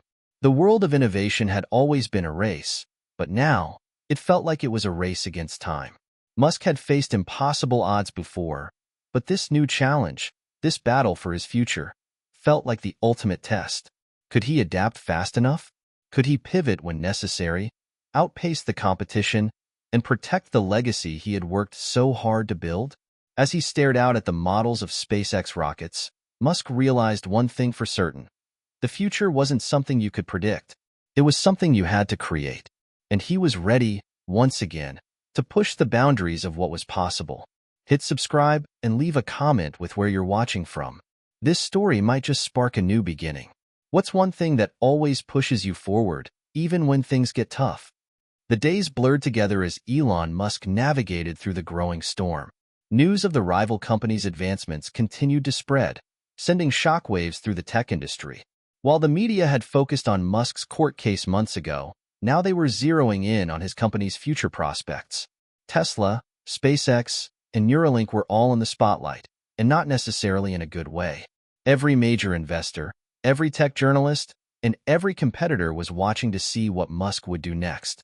The pressure was mounting, But what he hadn't expected was how quickly the legal threat would materialize. The rumors Kelly Collins had warned him about weren't just idle chatter. They were becoming reality. One morning, as Musk walked into his office at Tesla, Kelly was waiting for him. She looked concerned, her eyes scanning the room before locking with his. She handed him a thick stack of papers. "Elon, they've filed the first round of legal documents," she said. "Patent infringement claims. They're accusing us of stealing technology from them, specifically related to Neuralink. This could be a long and expensive fight." Musk's heart sank as he flipped through the documents. The claims were as serious as they came. Allegations that his companies had not only taken intellectual property but had used it in ways that directly violated patents held by the rival company. If these claims held any weight, they could delay or even derail years of progress. "This is ridiculous," Musk muttered, tossing the papers onto his desk. "We didn't steal anything. Our work is original. But that doesn't matter to them. They want to stall us." Kelly nodded. "They know that a legal battle, even one that isn't based on solid ground, can force us to slow down. If they win even a small victory, it gives them leverage, and it delays your progress. We'll need to be strategic, counterclaims, possibly even going on the offensive." Musk ran a hand through his hair, thinking fast. He knew that the legal system could drag out for years, and that time was a luxury he didn't have. Neuralink, Tesla, and SpaceX were all pushing boundaries that could change the world. And now, someone was trying to put up roadblocks to halt that progress. "They're playing a dangerous game," Musk said, his voice low and determined. "I've been through court battles before. But this is personal." Meanwhile, in the corridors of SpaceX, the tension was equally palpable. Musk's team had been working nonstop to refine the Mars mission, but now, with the new legal threat looming, there was a growing sense of uncertainty among the employees.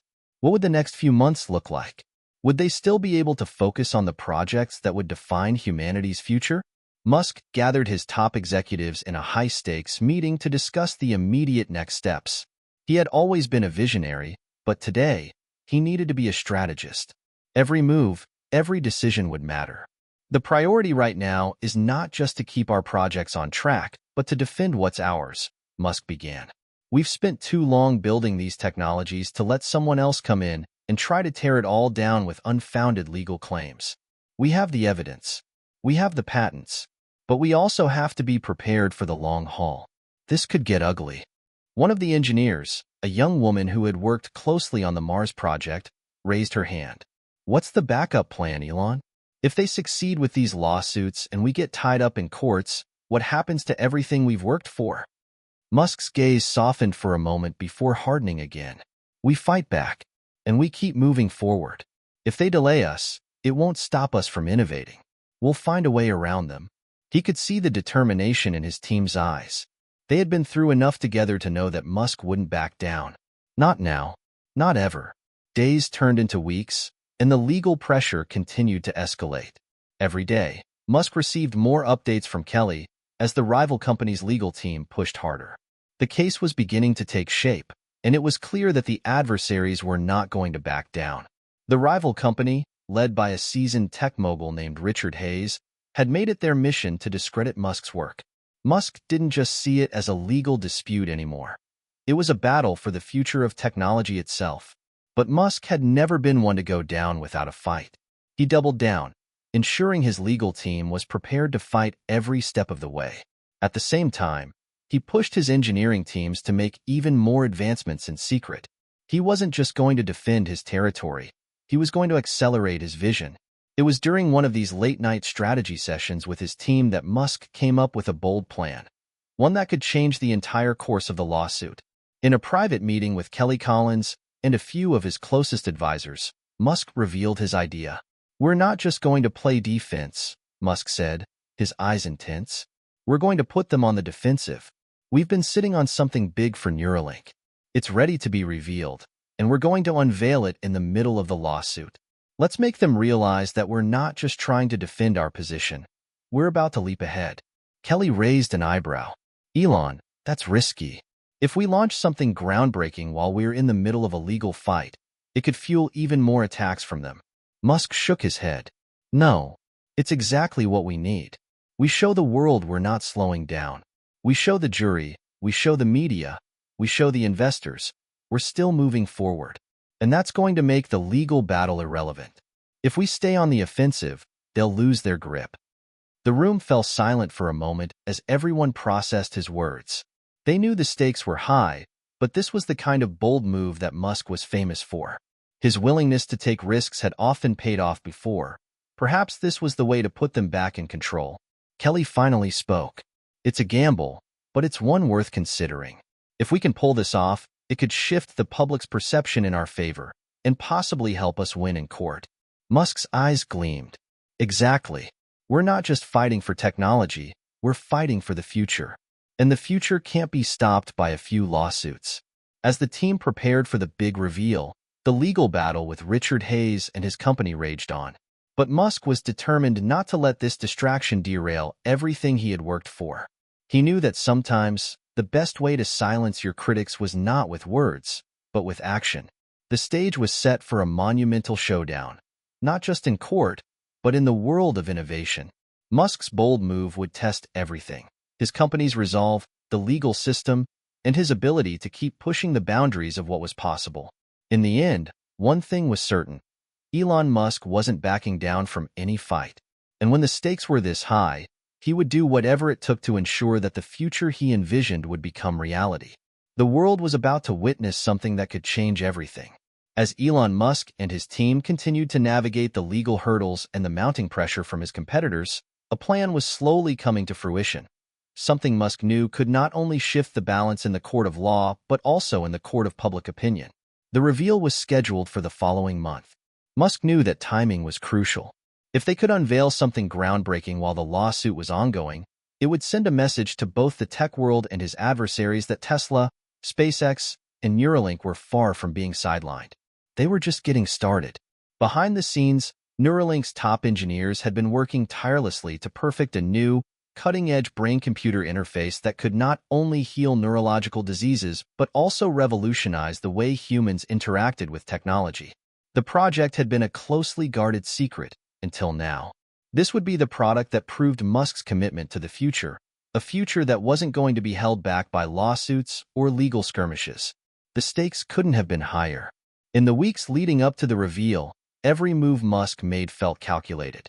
He began to speak more publicly about his work with Neuralink, about how the technology could change the way humanity understood cognition, mobility, and even communication.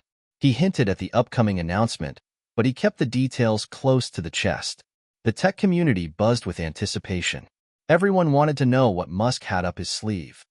The night before the big reveal, Musk stood alone in the Neuralink headquarters in San Francisco, overlooking the city. The lights twinkled below, a stark contrast to the storm of thoughts swirling in his mind. He thought about all that he had fought for, all the sacrifices he had made, and the countless hours spent working toward a vision that seemed impossible to others. He had always believed that the future belonged to the bold, to those who dared to risk everything for the impossible. But this time, the risk felt different. The world was watching, not just the media, not just investors, but his competitors, his critics, and his supporters. This was more than just a product reveal. This was a defining moment in his career, a chance to demonstrate that his vision had the power to outlast any obstacle. He took a deep breath and texted Kelly Collins, his trusted lawyer. "Ready for tomorrow. Let's win this." Her reply came quickly, "You've got this, Elon. Make history." The next day, the event was set. The room was packed with journalists, influencers, investors, and even some of Musk's harshest critics.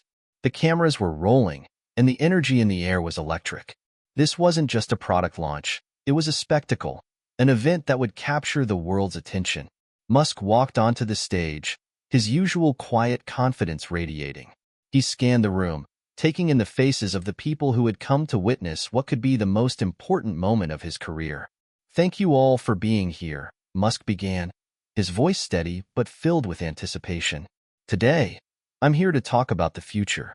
A future where the boundaries between humans and technology are blurred. A future where we can heal and enhance the human brain. And most importantly, a future where we redefine what it means to be human." He paused, allowing the weight of his words to settle over the crowd.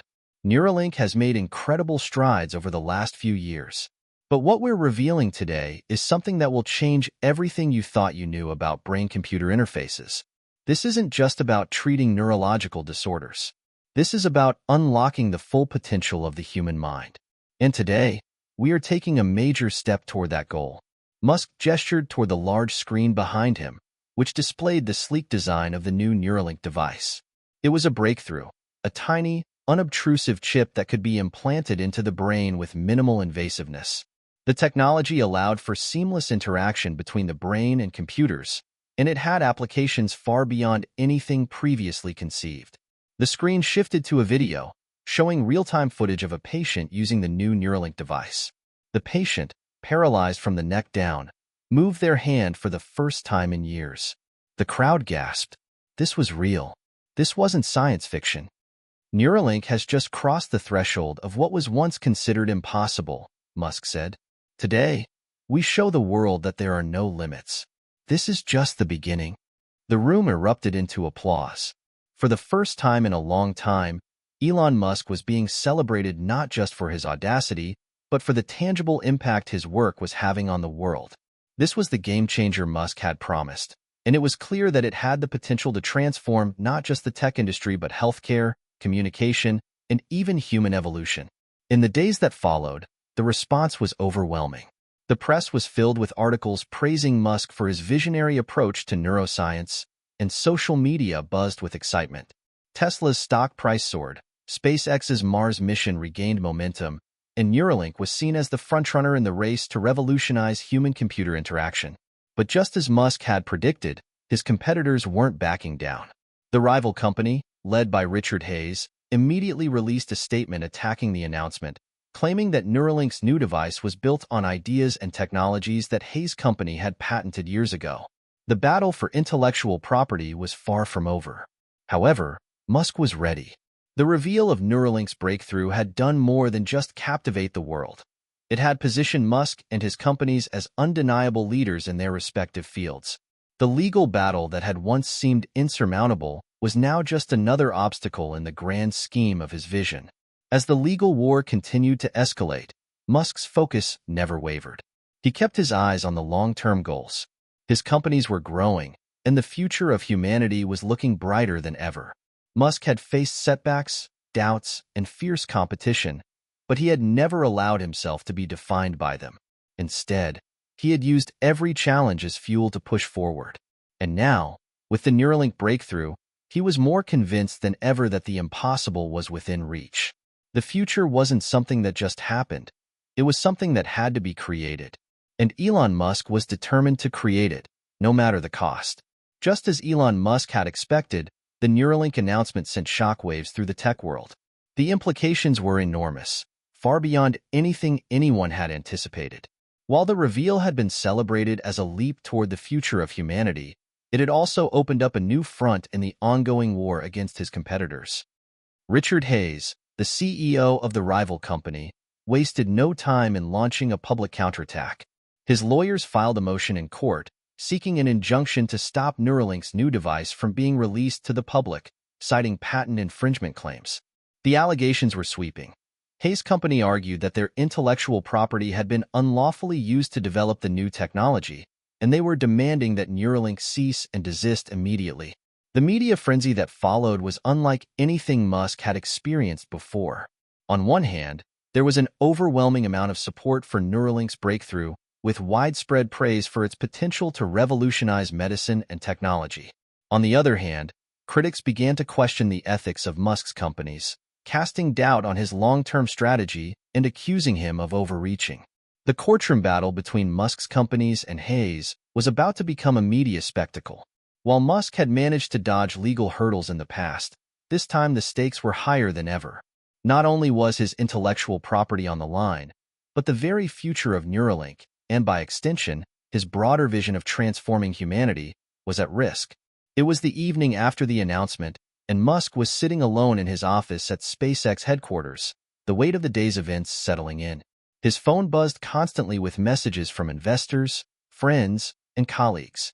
Some were congratulating him on the Neuralink success, while others were expressing concern about the looming legal battle. Kelly Collins had just finished reviewing the legal documents related to Hayes' latest claims. She walked into Musk's office with a grim look on her face. "Elon, we need to talk," she said, her voice calm but serious. "The situation has escalated. Hayes is filing motions left and right. He's not just going after Neuralink. He's going after Tesla too. He's alleging that some of your energy technologies may be infringing on his company's patents as well." Musk's jaw tightened. He had expected this, but the scale of the attack still caught him off guard. "So now he's trying to take down everything? Every company I've built?" Kelly nodded. "Yes, he's playing the long game here. If he wins even a partial victory, it could cripple Neuralink and delay Tesla's growth. He's going after the very foundation of your companies." Musk stood up, pacing across the room. "I've been in battles like this before, but this is different. If we don't take action now, we risk losing everything." Kelly took a deep breath. "The legal strategy we've been working on is solid, but we may need to escalate. We can't afford to be passive. We need to show that we're the ones in control here." Musk stopped pacing and looked her in the eye. "We'll fight, and we'll win. But we're not just going to defend. We're going to counterattack." As the legal case progressed, the media continued to fan the flames of controversy. Tesla's stock price dipped slightly, and some analysts began questioning Musk's ability to lead multiple high-profile companies while dealing with such intense legal scrutiny. But Musk was no stranger to adversity. If anything, it fueled his determination to prove everyone wrong. In the courtroom, things weren't much better. Musk's legal team, led by Kelly, was relentlessly defending the company's positions, presenting evidence that Neuralink's technology was developed independently and that Tesla's energy solutions were the result of years of innovation. Still, Richard Hayes and his legal team were relentless, pushing their case at every turn. But it was clear that Musk wasn't going to back down. Every move he made in the public eye was calculated to reinforce his dominance in the tech industry. He didn't just want to win. He wanted to make sure that his vision of the future was undeniable. One of his first moves was to increase the pressure on Hayes by releasing even more ambitious plans for Neuralink's future. Musk announced that Neuralink was moving forward with trials to connect the brain directly to artificial intelligence, a step that would push the boundaries of human cognition to an unimaginable level. The news broke the internet. "Just as we can heal the human brain, we're now taking it one step further," Musk announced in a live interview. "By merging the human brain with AI, we can enhance human abilities in ways that were once considered science fiction. This is about more than just technology, it's about the future of the human race." The move took the public's focus away from the legal battle and back on the potential of Musk's technologies. The media quickly shifted gears, with many outlets once again lauding Musk for his bold vision. Meanwhile, Hayes and his legal team scrambled to respond. Behind the scenes, however, Musk knew that the fight was far from over. Despite his public show of strength, the legal threat was still looming, and the stakes were only getting higher. He could feel the weight of every decision on his shoulders, every legal document, every press release, every move on the chessboard. He had become a master strategist, but the outcome of this battle was anything but certain. One evening, as Musk was reviewing the latest developments with his legal team, Kelly raised a new concern. "Elon, I'm hearing rumors that Hayes is preparing for a big move. He's planning to target you personally, your past statements, your business dealings, even your personal life. It's going to get ugly." Musk's expression darkened. "They think they can break me? Let them try." Kelly looked at him, knowing that he wasn't just talking about a legal battle. He was talking about the larger war that was being waged on his legacy. Hayes wasn't just attacking Musk's companies. He was trying to tear down everything Musk had built, to discredit him as a leader and innovator. But Musk had always been the underdog, and the more his opponents came after him, the more determined he became. He had survived so much already. This was just another challenge, another obstacle that would ultimately make him stronger. The legal war was only heating up. As the months passed, the fight between Musk's companies and Hayes grew more intense, more personal. But Musk knew one thing for certain. The future belonged to those who dared to take risks. And he was ready to take this risk, to face the backlash, the lawsuits, and the critics, because he believed that the world needed the future he was building. The world needed Neuralink, SpaceX, Tesla, and Elon Musk was willing to fight for them. The tension between Elon Musk and Richard Hayes had reached a boiling point. Every day brought new legal filings, counterattacks, and media battles. As the fight escalated, Musk realized that the public narrative was starting to slip from his control. The media, while still fascinated by his innovations, were increasingly focused on the drama of the legal war. More and more people were starting to wonder if Musk's vision for the future was too ambitious, too dangerous, or even impossible to bring to fruition. But Musk was no stranger to pressure. He thrived in it. In fact, he welcomed it. He had always believed that the best way to move forward was to take risks, huge risks, and that included playing the legal game just as fiercely as he played the tech game. And now, Musk was preparing to do just that. In the middle of a long, tense day of meetings, Kelly Collins walked into Musk's office, her face as serious as ever. "Elon, it's time," she said. "Hayes is getting aggressive, and we need to move quickly if we want to stay ahead." Musk leaned back in his chair, his mind already racing. "What do you have in mind?" Kelly placed a thick binder on the desk, filled with legal documents and evidence. "I've been going over the case, and I think there's a way to turn the tide. But it requires you to take a bold step, a risk, if you will." Musk narrowed his eyes. "What kind of risk?" Kelly hesitated for a moment, but then her voice hardened with determination. "We've discovered something. Hayes Company is involved in some very questionable patent practices. I've been in touch with a whistleblower who used to work with them. If we go public with this, it could destroy their credibility, but it's a double-edged sword. It would be a very public attack, and it could expose your companies to more legal scrutiny in the short term." Musk leaned forward, his interest piqued. "What do we have to lose?" Kelly took a deep breath. "It's not just about winning in court, it's about controlling the narrative. We've been playing defense for too long. If we expose Hayes for what he's done, we not only take the legal upper hand, but we also shift public opinion. We take the fight to him." Musk considered her words carefully. It was a bold move, one that could risk everything. But he had always believed that in order to change the world, he had to make waves. And this could be his chance to make a tidal wave. "We do it," Musk said, his voice resolute. "Get the details. We'll go on the offensive." The decision was made. Kelly worked around the clock, coordinating with the whistleblower and gathering evidence that could expose Hayes Company's questionable patent practices. The information was damning.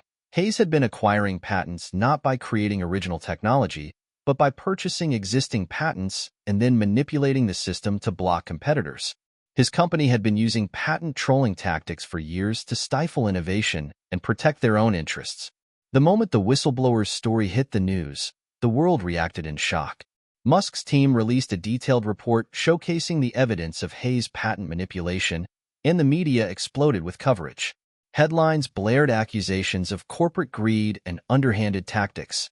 The tech world, once skeptical of Musk's ambitious goals, now saw him as a crusader, someone who was not only changing industries but also fighting for fairness and transparency in the system. Hayes, predictably, fired back with his own legal response. But the damage had already been done. Musk had managed to shift the narrative. The public now viewed the battle not as a simple legal dispute, but as a fight between two powerful tech moguls, one who was pushing humanity forward and one who was trying to preserve an old system.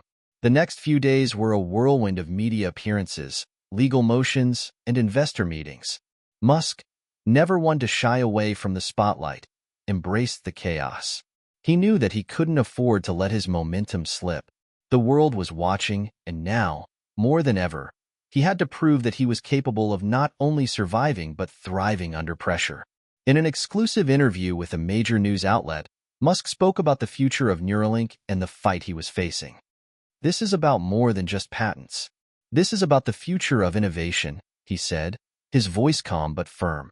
"When you're creating something new, something that's going to change the world, you're going to face resistance. There are people out there who would rather protect the status quo. They want to control the future, but the future can't be controlled. It's about people who are willing to take risks, people who aren't afraid to challenge the system." The interview was a success, and Musk's words resonated with the public. He wasn't just defending his companies. He was defending innovation itself. And that was a message that everyone could get behind. But just as Musk began to feel the momentum swing in his favor, new complications arose. The rival company, now reeling from the public backlash, had begun to fight back harder than ever. Hayes took to social media, calling Musk's claims unfounded and accusing him of launching a smear campaign. His legal team filed countermotions to invalidate the whistleblower's testimony, claiming it was biased and unreliable. The fight had become increasingly personal. Musk had expected this. He knew that once he went on the offensive, Hayes would pull out all the stops to protect his reputation. But Musk wasn't intimidated. He had faced bigger battles before. And now, with the public on his side, he felt more determined than ever to see this through. One evening, as the legal drama continued to unfold, Musk sat in his office, reviewing the latest court documents. The pressure was starting to mount again, each new legal development bringing him closer to a breaking point. But Musk wasn't one to crumble under pressure. He had learned long ago that the best way to handle adversity was to lean into it, to use it to fuel his resolve. And then, something unexpected happened. Kelly walked into his office with a smile on her face, holding a phone in her hand. "Elon, you're not going to believe this," she said. "I've just received word from the court. Hayes' patent claims are being dismissed." Musk's heart skipped a beat. "What do you mean?" "The judge has ruled that Hayes Company's claims of patent infringement are without merit. There's not enough evidence to proceed with the lawsuit. The case is being thrown out." A wave of relief washed over Musk, but it was quickly replaced by a sense of triumph. He had won, not just in court, but in the court of public opinion. This victory was a turning point, not just for him, but for every entrepreneur and innovator who faced similar battles. The legal war wasn't over, but the momentum had shifted irrevocably in Musk's favor. With Hayes' claims dismissed, Neuralink and his other companies were free to continue their work without the looming threat of patent trolls. The victory was hard-earned, but it was also a reminder of the resilience that Musk had built throughout his career. As he looked ahead, Musk knew that there would be more challenges, more battles. But for the first time in a long while, he felt certain that his vision for the future was unstoppable. The legal game had been played, and Musk had won. The dust had settled, but the war wasn't over, not by a long shot. Elon Musk had just scored a major victory in court, defeating Richard Hayes' baseless patent claims and exposing the underhanded tactics of Hayes Company to the world. The public had rallied behind Musk, and Neuralink, Tesla, and SpaceX were now freer than ever to push ahead with their groundbreaking work. But in the high-stakes world of technology, victory often comes with its own set of consequences. While Musk and his team celebrated the legal win, the industry began to shift beneath their feet.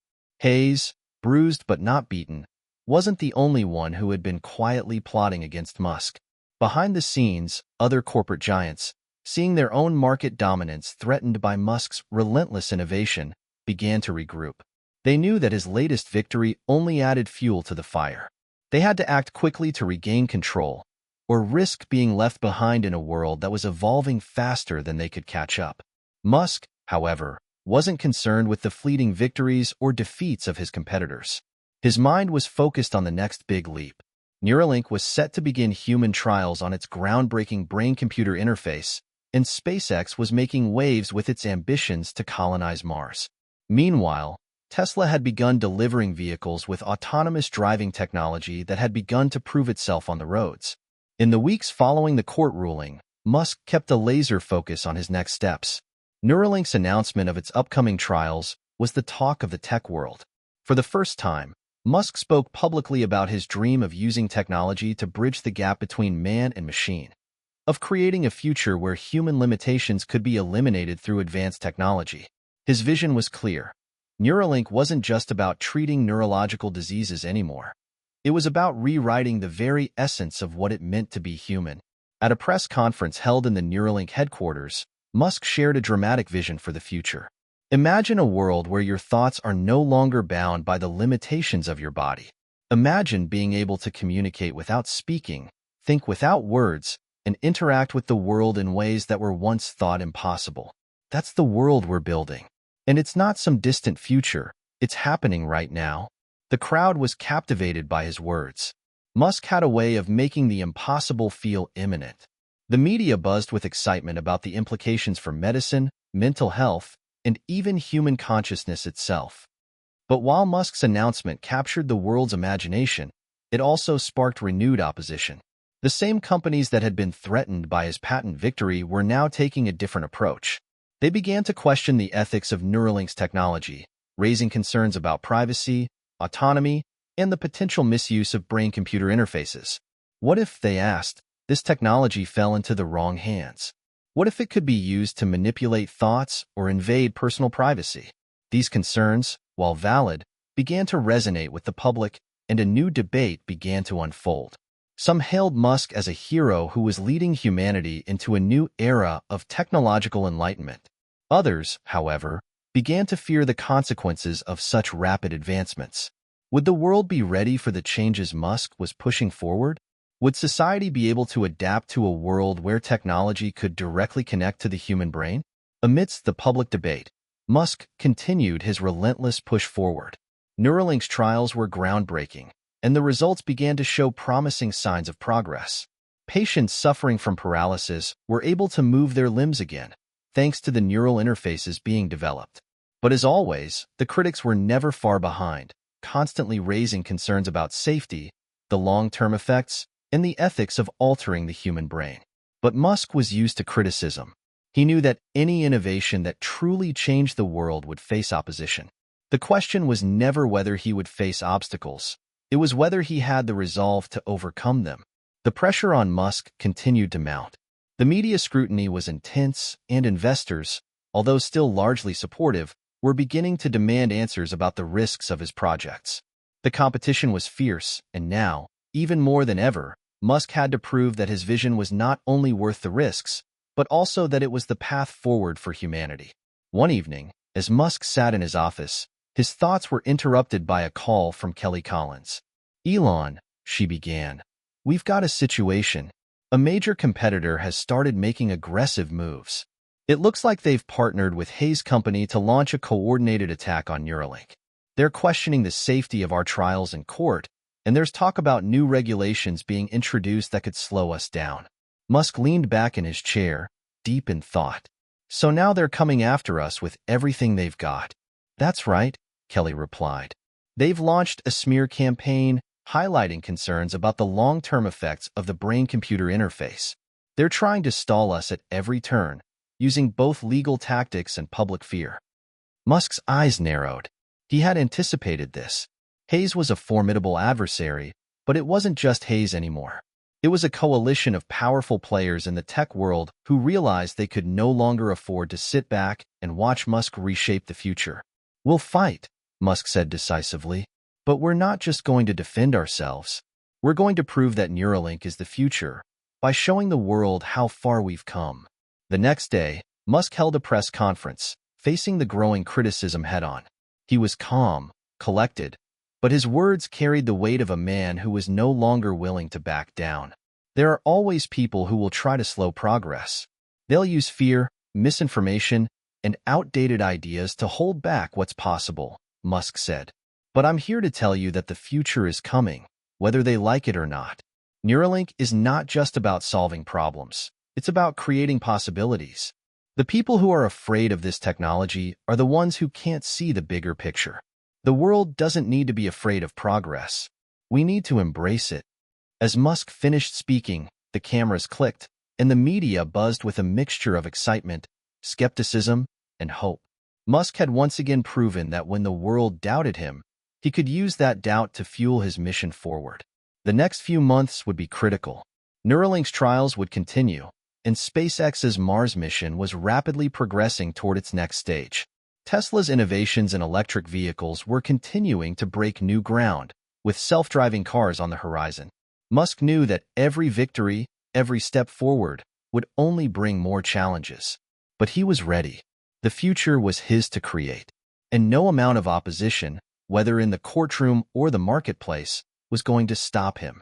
The world was watching, and Musk was prepared to show them exactly what was possible. The months following the press conference had proven to be both exhilarating and exhausting. While Musk's confidence had been unwavering, There was no denying the mounting pressure from every direction. The legal battles were ongoing, Neuralink's trials were pushing the limits of scientific understanding, and public opinion was beginning to shift. Some hailed Musk as the visionary of the century, others as a reckless billionaire playing with humanity's future. But one thing was certain: the world was paying attention. Inside his office at SpaceX headquarters, Musk stood before a massive whiteboard, filled with diagrams and timelines for his next big project. SpaceX was pushing ahead with its Mars colonization plans. Neuralink was in the final stages of its first human trial, and Tesla was preparing to unveil its latest self-driving cars. Musk, as always, was looking toward the horizon, focused, relentless, and unstoppable.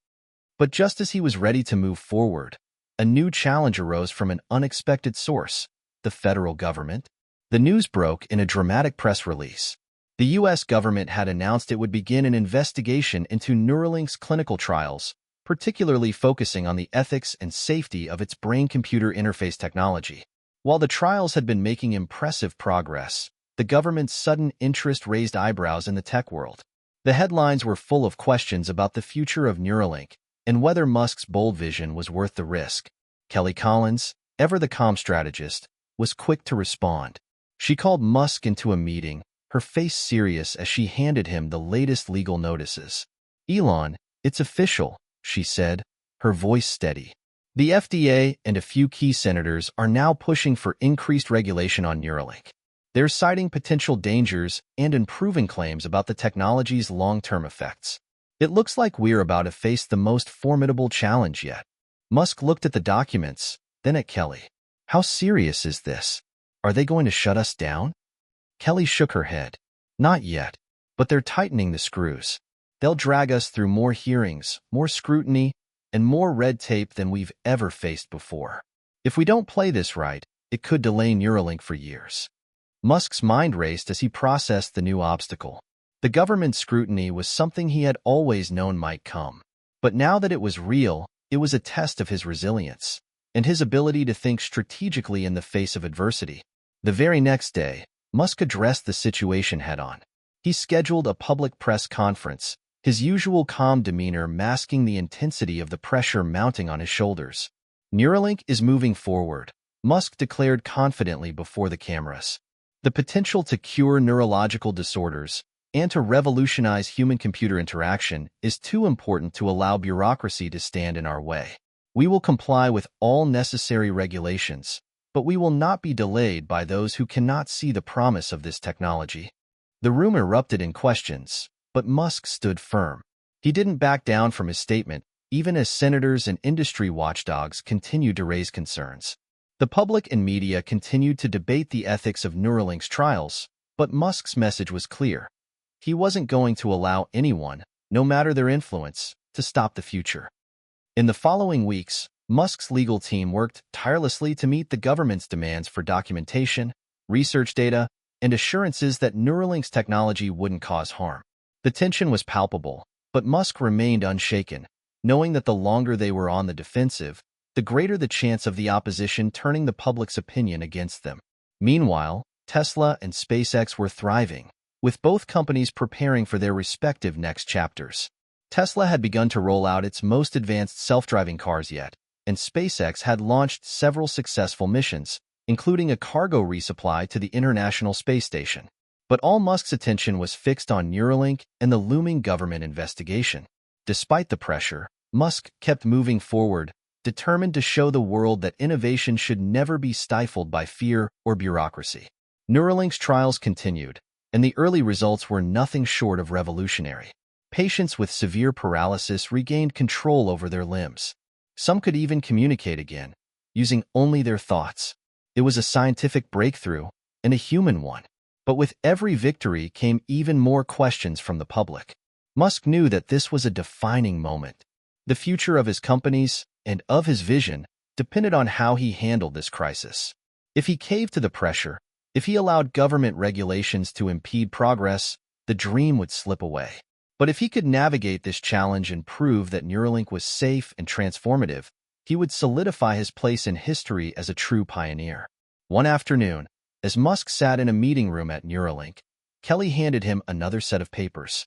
This time, however, the situation felt different.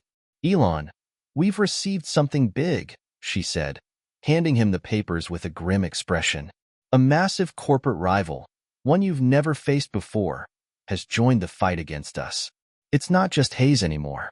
It's a conglomerate of major players from across the tech industry, and they're pulling every legal, political, and PR string they can to take us down. Musk scanned the papers quickly. The names on the list were familiar: Microsoft, Google, Amazon, and a few other tech giants. They had teamed up with government officials who had long been critical of Musk's unorthodox approach to business. They had launched a coordinated campaign to challenge Neuralink's safety, transparency, and the long-term effects of its technology. "We knew this was coming," Musk muttered, his voice barely audible. He placed the papers down, eyes focused ahead. "They're scared. They see what we're doing, and they don't know how to stop it. So they're trying to crush us. But they won't succeed. They can't." Kelly gave him a nod of agreement. "But this fight is going to get bigger, Elon. You're not just fighting for Neuralink anymore. You're fighting for the future of innovation itself." Musk stood up, looking out the window of his office, his mind racing. The world had changed in ways no one could have predicted. The technology he was creating was bigger than any one company. It was about the future of humanity, and no amount of corporate power or government resistance would stand in his way. "We fight," Musk said, his voice hardening with resolve. "But we're going to do more than that. We're going to show the world what's possible. We're going to take back the narrative, and we're going to win this. For everyone." In the coming weeks, Musk would face one of the greatest tests of his career. The fight against powerful adversaries was only beginning, and the stakes were higher than ever before. But Musk had never been one to back down from a challenge. He would face this battle as he had every other, head-on, with unrelenting determination. The world was watching, and Musk was ready to show them that nothing could stop the future. The world had been watching Elon Musk, but now the stakes were higher than ever. What had once been an ambitious, futuristic vision was now a battle for survival. Neuralink, SpaceX, and Tesla were all on the front lines, fighting not only for market dominance, but for the very essence of their existence in the face of fierce opposition from the world's largest tech corporations and government regulators. The coordinated attack on Musk's ventures had reached a boiling point. Google, Amazon, and Microsoft, along with other industry giants, had formed a powerful coalition, and they weren't just targeting Neuralink anymore. They were attacking everything Musk had built. They were questioning the safety of Tesla's self-driving cars, accusing SpaceX of cutting corners in its rush to send humans to Mars, and slamming Neuralink for its brain-computer interface technology, warning of dystopian futures and privacy invasions. Musk's legal team worked around the clock, trying to fend off the onslaught. Lawsuits, government hearings, and damaging media campaigns were threatening to derail his empire. But as always, Musk was determined to keep moving forward, even when the odds were stacked against him. It was an early morning when Kelly Collins walked into Musk's office, a somber look on her face. She handed him an envelope marked with the official seal of the Federal Trade Commission. "Elon," she said, her voice tight with concern, "this just came in. The FTC has filed a motion to block the merger of Neuralink with one of its key partners. They're saying the deal would create an unfair monopoly in the tech industry. This is the latest move in their larger strategy to slow us down." Musk scanned the document quickly. The FTC had already begun scrutinizing Neuralink's partnership with several smaller tech companies, claiming the merger would give Neuralink too much control over artificial intelligence and human-computer interaction technologies. "They're throwing everything they can at us," Musk muttered, his face hardening. "They know if we pull this off, it could accelerate everything. We'll have the resources we need to scale up Neuralink and push forward with SpaceX and Tesla faster than anyone thought possible." Kelly nodded. "And that's exactly why they're coming after you now. They can't afford for you to be this successful, Elon. They'll use every tool at their disposal to make sure you fail." Musk stood up, pacing around the room. His mind was racing with possibilities, but he didn't show a hint of fear. There was a fire in his eyes. He had faced far worse in his career, and always come out ahead. "We need to get ahead of this," he said, his voice firm. "Let's prepare for a counteroffensive. It's time to show them how far we've come and why this merger is crucial not just for Neuralink, but for humanity's future. Over the next few weeks, Musk and his team were working tirelessly to prepare a defense. They knew this was no longer just about a single legal case or a corporate merger. This was about reshaping the narrative, about showing the world that his vision was worth the risks. Musk knew that if they could turn the tide of public opinion, they could turn the tide of the legal battle as well.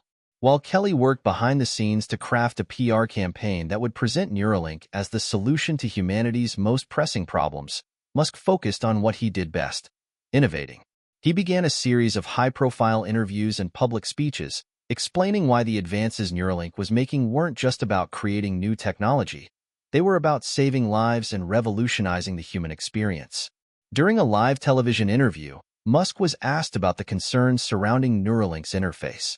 Isn't there a danger in allowing a company to have access to the human brain? What about privacy? What if this technology is misused? The interviewer pressed. Musk didn't flinch. He had anticipated these questions. Look, the future is coming, whether we like it or not.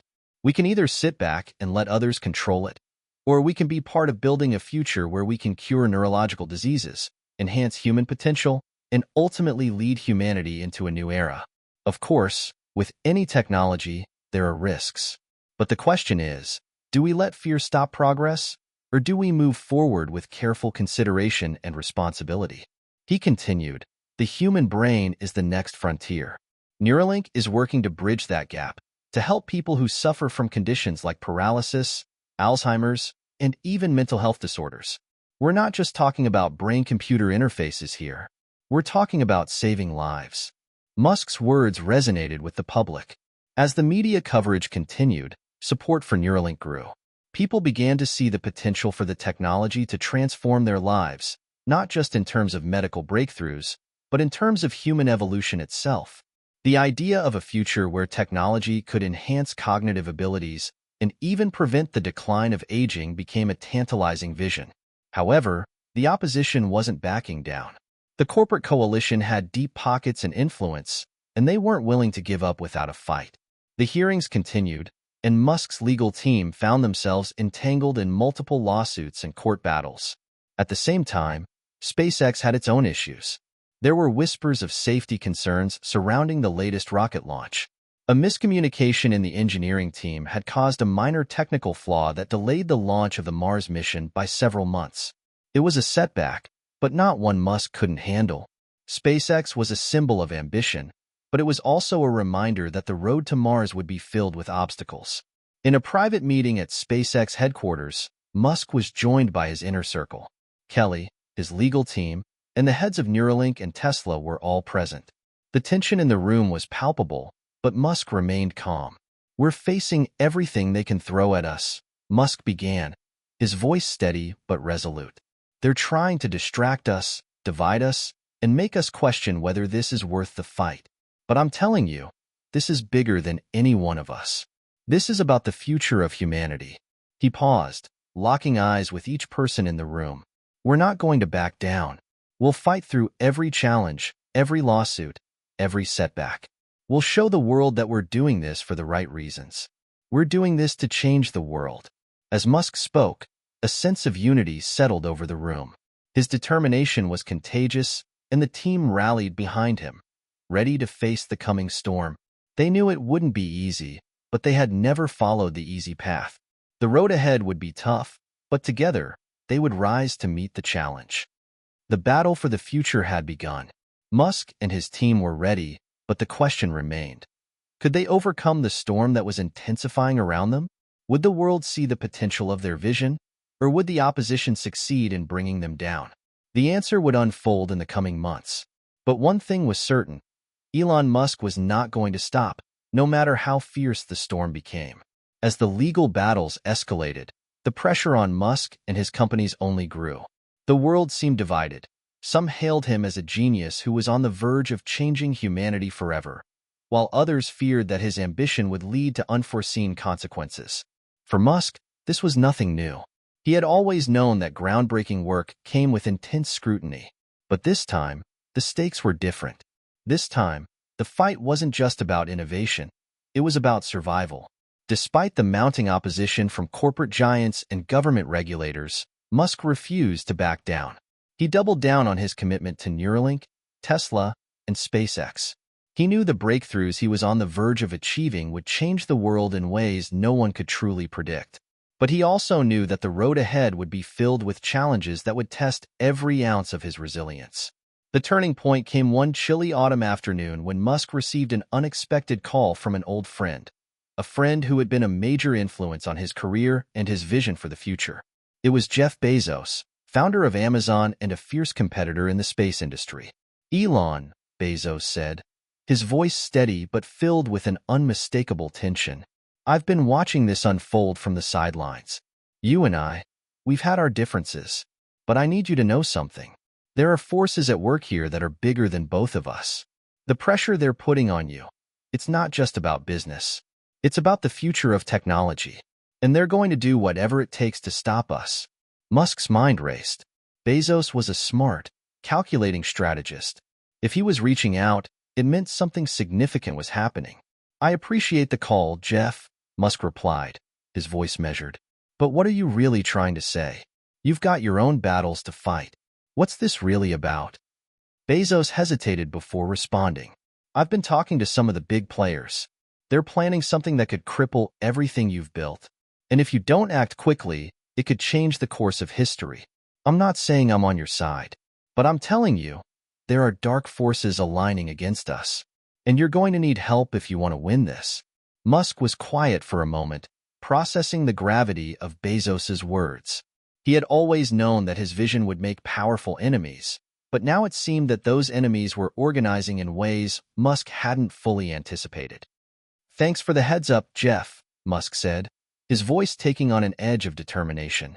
"I'll take it from here." Later that evening, Musk gathered his top advisors, Kelly, his legal team, and a few trusted allies. They had already been preparing for a prolonged legal battle, but now, with Bezos's warning fresh in his mind, Musk knew he had to change his approach. "I've been thinking," Musk began, his voice calm but intense. "We've been playing defense. It's time to go on offense." Kelly Collins looked up from her notes. "What do you mean?" "We're not just fighting one opponent anymore," Musk said, pacing in the room. "We're fighting an entire system, one that's been in place for decades. And we're not going to win by simply defending ourselves in court. We need to expose what's really going on here. We need to show the world that the system is rigged, that innovation is being crushed by the very people who should be supporting it." His advisors exchanged glances, absorbing the gravity of his words. "We'll do it in phases," Musk continued. "First, we'll ramp up our legal counterattack. But we also need to launch a public campaign that shows the true nature of our work. We'll bring in scientists, medical professionals, and industry experts to back up what we're doing. We'll show the world that Neuralink, Tesla, and SpaceX are not just companies. They are humanity's future." The following days were a whirlwind of strategy meetings, legal maneuvers, and public relations campaigns. Musk's team worked tirelessly to craft a compelling narrative. Neuralink's breakthroughs were not just about the future of technology, they were about saving lives. Tesla wasn't just building electric cars, they were creating the future of sustainable transportation. And SpaceX wasn't just aiming for Mars, they were pushing humanity to become a multiplanetary species. As Musk and his team worked behind the scenes, a storm began to brew. The coalition of corporate rivals that had previously targeted Neuralink now had a new adversary: the truth. Musk wasn't just fighting to protect his companies. He was fighting to expose the dark underbelly of an industry that had long been driven by profit over progress. The public campaign Musk launched was nothing short of masterful. He held live demonstrations of Neuralink's technology, showcasing real patients whose lives had been transformed by the brain-computer interface. He hosted interviews with leading scientists and doctors, all of whom spoke passionately about the promise of Neuralink's work in treating diseases like Alzheimer's, Parkinson's, and paralysis. Tesla's self-driving technology was similarly showcased as a revolutionary breakthrough in transportation, with real-time demonstrations of the vehicles navigating complex urban environments. Musk's team highlighted the environmental impact of electric vehicles, showing how Tesla's innovations were helping to combat climate change. As the campaign gained traction, public opinion began to shift. More and more people began to understand that Musk's work was about more than just profit. It was about creating a better world. And the more the public rallied behind him, the harder it became for his opponents to maintain their attacks. But the battle was far from over. The corporate coalition, seeing the tide turning against them, ramped up their efforts. They began to unleash a barrage of negative media coverage, using their vast resources to discredit Musk's companies and sow doubt in the public's mind. They attacked Neuralink's safety protocols, SpaceX's environmental impact, and Tesla's business practices. The media war was brutal, but Musk had one thing on his side: the truth. The more the opposition tried to undermine his work, the more the world saw through their tactics. People began to see the corporate giants for what they were: self-interested entities who were afraid of losing control over the future of technology. And Musk, despite his flaws, was the one person who was willing to push forward, no matter the cost. One evening, as Musk sat in his office, reviewing the latest press coverage, Kelly entered with some news. "Elon," she said, her voice tinged with excitement. "It's working. We've gained the upper hand. The media is starting to turn in our favor, and more investors are coming to the table. We've got public support, and the regulators are feeling the pressure. They know they can't stop us without significant backlash." Musk leaned back in his chair, a slight smile playing at the corners of his mouth. The storm wasn't over yet, but he could feel the tide beginning to turn. The public was on his side, and the truth was his most powerful weapon. "We're just getting started," he said, his voice steady with determination. "This is the beginning of a new chapter, and no one is going to stop us from changing the world." As the battle raged on, Musk knew that the future was within reach. But the war was far from over, and as he looked toward the horizon, he knew that whatever came next, he was ready to face it head-on. The relentless public and legal battles seemed endless. But as Musk and his team gathered their forces and turned the narrative in their favor, a sense of inevitability began to grow within them. The tide of public opinion had shifted, but the powerful forces aligned against him were far from defeated. What Musk had learned, through years of navigating Silicon Valley's complex and ruthless corridors, was that the only way to truly win was to outsmart his enemies at their own game. And in this battle, his next move would not be just another strategic maneuver, it would be a game-changer. It was time to reveal his trump card. The news had been buzzing with stories about Musk's companies and the constant stream of legal filings, media attacks, and corporate rebuttals. However, in the midst of all this chaos, Musk had been quietly working behind the scenes, preparing something no one saw coming: a bold announcement that would take his rivals by surprise. One fateful afternoon, Musk announced that he would be making a major public address at the annual SpaceX convention. Invitations had been sent to some of the most influential figures in tech, government, and business, but what Musk was about to reveal wasn't on the program. His legal team, Kelly, and other key members of his inner circle had all been kept in the dark about his plans. This was a moment for Musk to take the world by surprise and show that when it came to innovation, he wasn't just in the game. He was changing the game. As the event commenced, the usual SpaceX launch videos played, showcasing the ambitious future of interplanetary travel and space exploration. But halfway through the presentation, Musk paused and stepped forward, his tone shifting from the usual excitement to one of gravity. "Ladies and gentlemen, thank you for joining us today," Musk began, his voice steady yet filled with anticipation. "Space exploration, the work we do at SpaceX, and the advancements we've made at Tesla and Neuralink are only the beginning. They are pieces of a much larger puzzle, one that we are solving not just for the future of humanity, but for the very survival of our species." The room fell silent, and the buzz of anticipation in the crowd grew louder. "Today, I'm here to announce something that will reshape the very foundation of what we think is possible. Something that will make the concepts of neural interfaces, electric vehicles, and space travel seem like mere stepping stones." He paused for effect. The crowd was hanging on his every word. "We have developed a new technology, a revolutionary, quantum leap in artificial intelligence that will change the way we live, work, and connect. It's a technology that will allow us to unlock the full potential of our minds and bodies, and it will render the very systems that currently work to suppress progress obsolete." Musk's eyes locked on the audience. He could feel the weight of the moment. "We call it Nexus. The screen behind Musk lit up with the name in bold letters. The room erupted into whispers, and reporters frantically took notes. No one had expected this. Nexus was a mystery to all of them. What was this new technology Musk was unveiling? Was it something related to Neuralink, or was it an entirely different project? The mystery of it all hung in the air like a thick cloud. Musk continued, his voice calm but laced with excitement. Nexus is a system that combines the best of neural interfaces, artificial intelligence, and quantum computing into one cohesive technology. It will not only allow humans to enhance their cognitive abilities, but it will also offer an unprecedented level of collaboration between machines and people.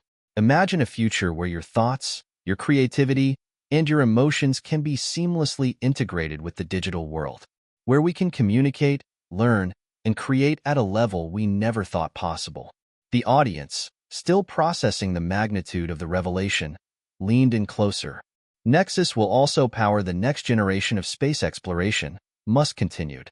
It will allow us to send human consciousness to Mars long before we have a physical colony there. It will be the key to building a new era of human civilization on other planets, one where the boundaries between biology and technology no longer exist. The room was stunned into silence, the reality of what Musk was suggesting beginning to sink in. Kelly Collins watched from the back of the room, her heart pounding. She had no idea what this Nexus project was, but she knew one thing for sure. It was going to change everything. As Musk spoke, she could see the determination in his eyes. He wasn't just selling a product, he was selling the future. And for the first time in a long time, it felt like the world might be ready to follow him. After the announcement, Musk took a few questions from the press. The media was buzzing with speculation, but Musk remained calm, answering each question with precision. He gave nothing away, only confirming that Nexus was an ongoing project that would change the landscape of human achievement.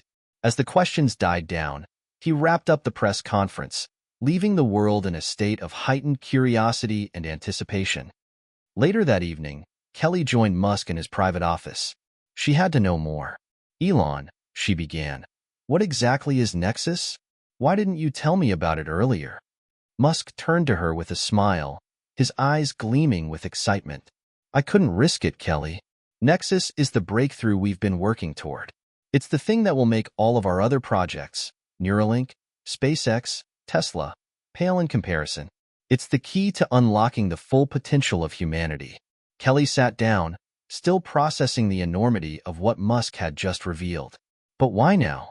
Why reveal it like this?" Musk leaned forward, his voice steady but filled with passion. "Because it's time. We've been fighting for a long time to get here, Kelly. We've faced opposition, setbacks, and doubt. But now, we have the power to create a new world. Nexus is the future of everything we've been working toward. And once the world sees its potential, nothing will stand in our way." The announcement of Nexus sent shockwaves throughout the tech industry. Musk's rivals were caught off guard. The media scrambled to understand what this new technology could mean for the future of humanity. Some experts hailed it as the dawn of a new era, while others warned of its potential dangers. But one thing was certain: Nexus was the boldest move Musk had ever made. As the days passed, Musk's team worked tirelessly to prepare for the next phase of their plan. The world was watching, and every move they made would be scrutinized. But Musk was ready. He had the vision. He had the technology. And now, he had the world's attention. The revelation of Nexus sent the world into a frenzy. Some hailed it as the greatest breakthrough in human history, while others were filled with skepticism and fear. Musk's detractors were quick to pounce on the new technology, eager to paint it as another one of his ambitious yet dangerous ideas. But as expected, the controversy surrounding Nexus was only just beginning. Musk had made a bold move, but he had also invited a storm. The media went wild. News outlets ran headline after headline, each one more sensational than the last. "Elon Musk claims he can make humans an AI one," read one. "Nexus, humanity's greatest leap or a dangerous gamble," screamed another.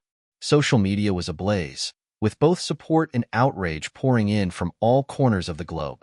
For every expert who marveled at the potential of Nexus, there was another who warned of its risks. We're talking about integrating human consciousness with artificial intelligence, one prominent neuroscientist argued. This is uncharted territory. It's not just about tech. It's about identity, about what it means to be human. In the halls of the U.S. Senate, politicians began to raise concerns. Lawsuits were filed, and government agencies started to question whether Nexus could be used for malicious purposes. Was it safe? Who would control it? Would it create a new class of superintelligent humans while leaving the rest of society behind? Questions like these echoed across the media landscape, adding fuel to the fire. Inside Musk's camp, the mood was mixed. Kelly was watching the developments closely, trying to gauge how to navigate this growing storm. "Elon, we knew this wouldn't be easy," she said one evening as they sat together in his office. "But this backlash, it's getting intense. Do you really think Nexus is ready for this level of scrutiny?" Musk stared out the window, his face unreadable. The night sky stretched out before him, a reminder of the bigger picture he was always working toward. "It's ready, Kelly. We've prepared for this. But this backlash, it's exactly what I expected. It's not about whether Nexus is ready. It's about whether the world is ready for it. But there are people out there who are already trying to stop us," Kelly replied, concern evident in her voice. "The corporate giants are fighting back. They're going to do everything they can to block us, and now the government's getting involved. We need a strategy to protect Nexus." Musk turned to her, his expression sharp. "I'm not worried about the government. We've got the people behind us. We've got the truth. What we need to do is show them that Nexus isn't just some pipe dream. It's the next stage of evolution. And once they see that, they'll have no choice but to embrace it." Kelly paused, clearly still concerned. "But the media, there's already so much negative press. And people are scared. They're afraid of losing control. That's why we have to lead the conversation," Musk said, his voice steady. "We can't let fear dictate the narrative. We're not asking people to accept something blindly. We're asking them to understand the potential of Nexus.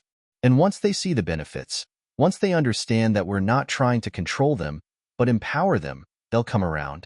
Despite Musk's confidence, the battle was far from over. In the weeks that followed, the opposition began to organize more aggressively. A group of high-profile tech CEOs, rivals who had long seen Musk as a disruptive force, started to publicly speak out against Nexus. Jeff Bezos, once an ally in space exploration, made a public statement criticizing Musk's new technology. "Elon Musk is a visionary, there's no doubt about that," Bezos said during an interview on CNBC. "But Nexus is a dangerous step. It's one thing to innovate, it's another to play God with human minds. The technology needs to be regulated. We don't know where this path leads, and the consequences could be catastrophic." Musk watched the interview with a tight jaw. Bezos's words stung, not because he didn't expect them, but because they came from someone who knew how to play the game. Bezos, along with others like Bill Gates and Sundar Pichai, now had Musk squarely in their sights. Despite the growing backlash, Musk was determined to push forward. He began holding private meetings with industry leaders, hoping to bring them on board with Nexus. His strategy was clear: show them the technology's potential not just for business, but for humanity.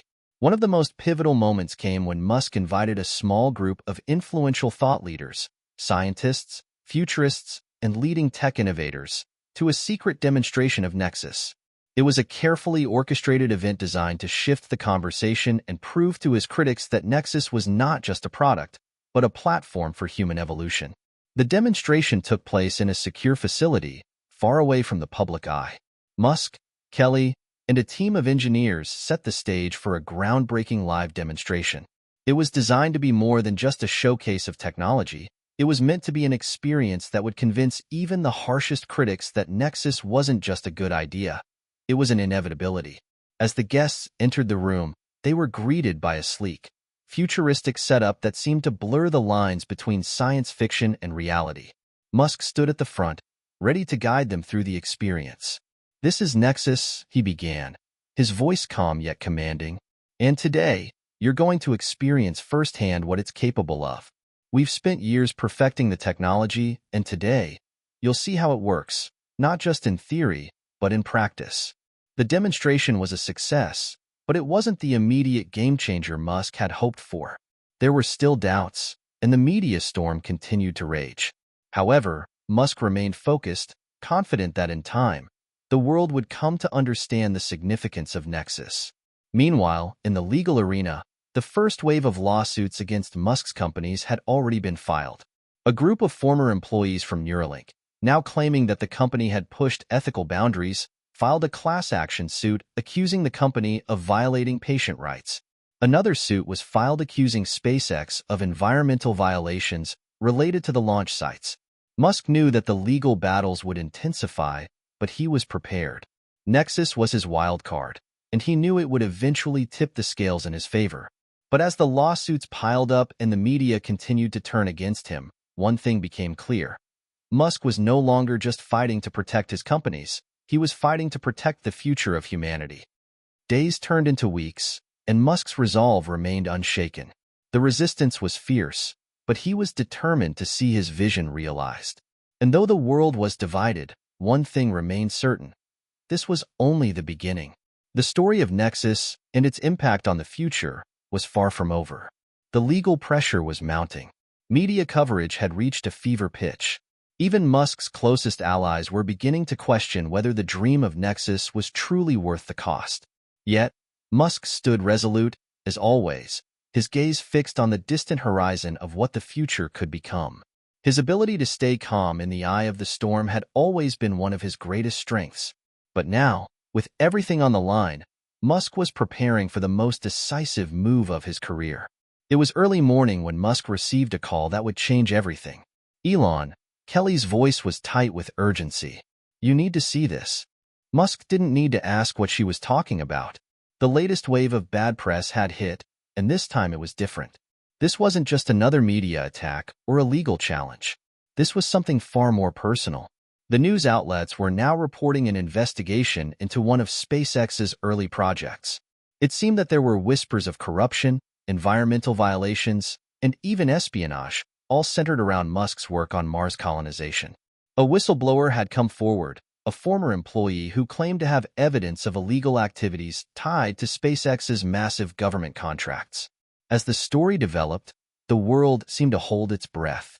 If the claims were true, it could be the end of everything Musk had built. Musk immediately called an emergency meeting with his top legal and PR teams. Kelly, her face tense, sat across from him, going over the details of the unfolding crisis. We've seen this kind of thing before, Musk said, leaning back in his chair. It's an attempt to sabotage us. But it won't work. Not this time. But the media is already running wild with it, Elon, Kelly replied, flipping through her notes. We've got former employees and government officials calling for investigations. If this gets any worse, Nexus will be tied to these allegations, and everything we've worked for could collapse. Musk's mind raced. He had faced similar accusations before. False rumors, lies designed to undermine him. But this time it was different. The stakes were higher, the scrutiny greater. But there was no turning back. He had to make a choice, and it had to be a bold one. Make sure all our key investors are on board. We need to take the fight straight to them. Put the truth front and center, Musk said. We've played by the rules. Let's show the world we're in control. But Kelly had a different idea. Elon, we need to show them something bigger than this. Something they can't deny. We need to reveal something that not only clears our name, but propels Nexus beyond all this. Something that will make everything else irrelevant. For a moment, Musk's mind was in overdrive. What could that be? How could he shift the narrative in their favor? The answer was already forming, buried deep in his mind. A final gambit. A few days later, Musk appeared at a highly anticipated press conference. The air in the room was thick with expectation. The media's cameras were trained on him as he walked onto the stage, flanked by Kelly and a few of his senior team members. The legal challenges, the whistleblower claims, and the public backlash had all led to this moment. Musk's eyes scanned the room, his voice calm but carrying an undeniable intensity. I know what you're all here to ask me, Musk began, looking directly into the cameras.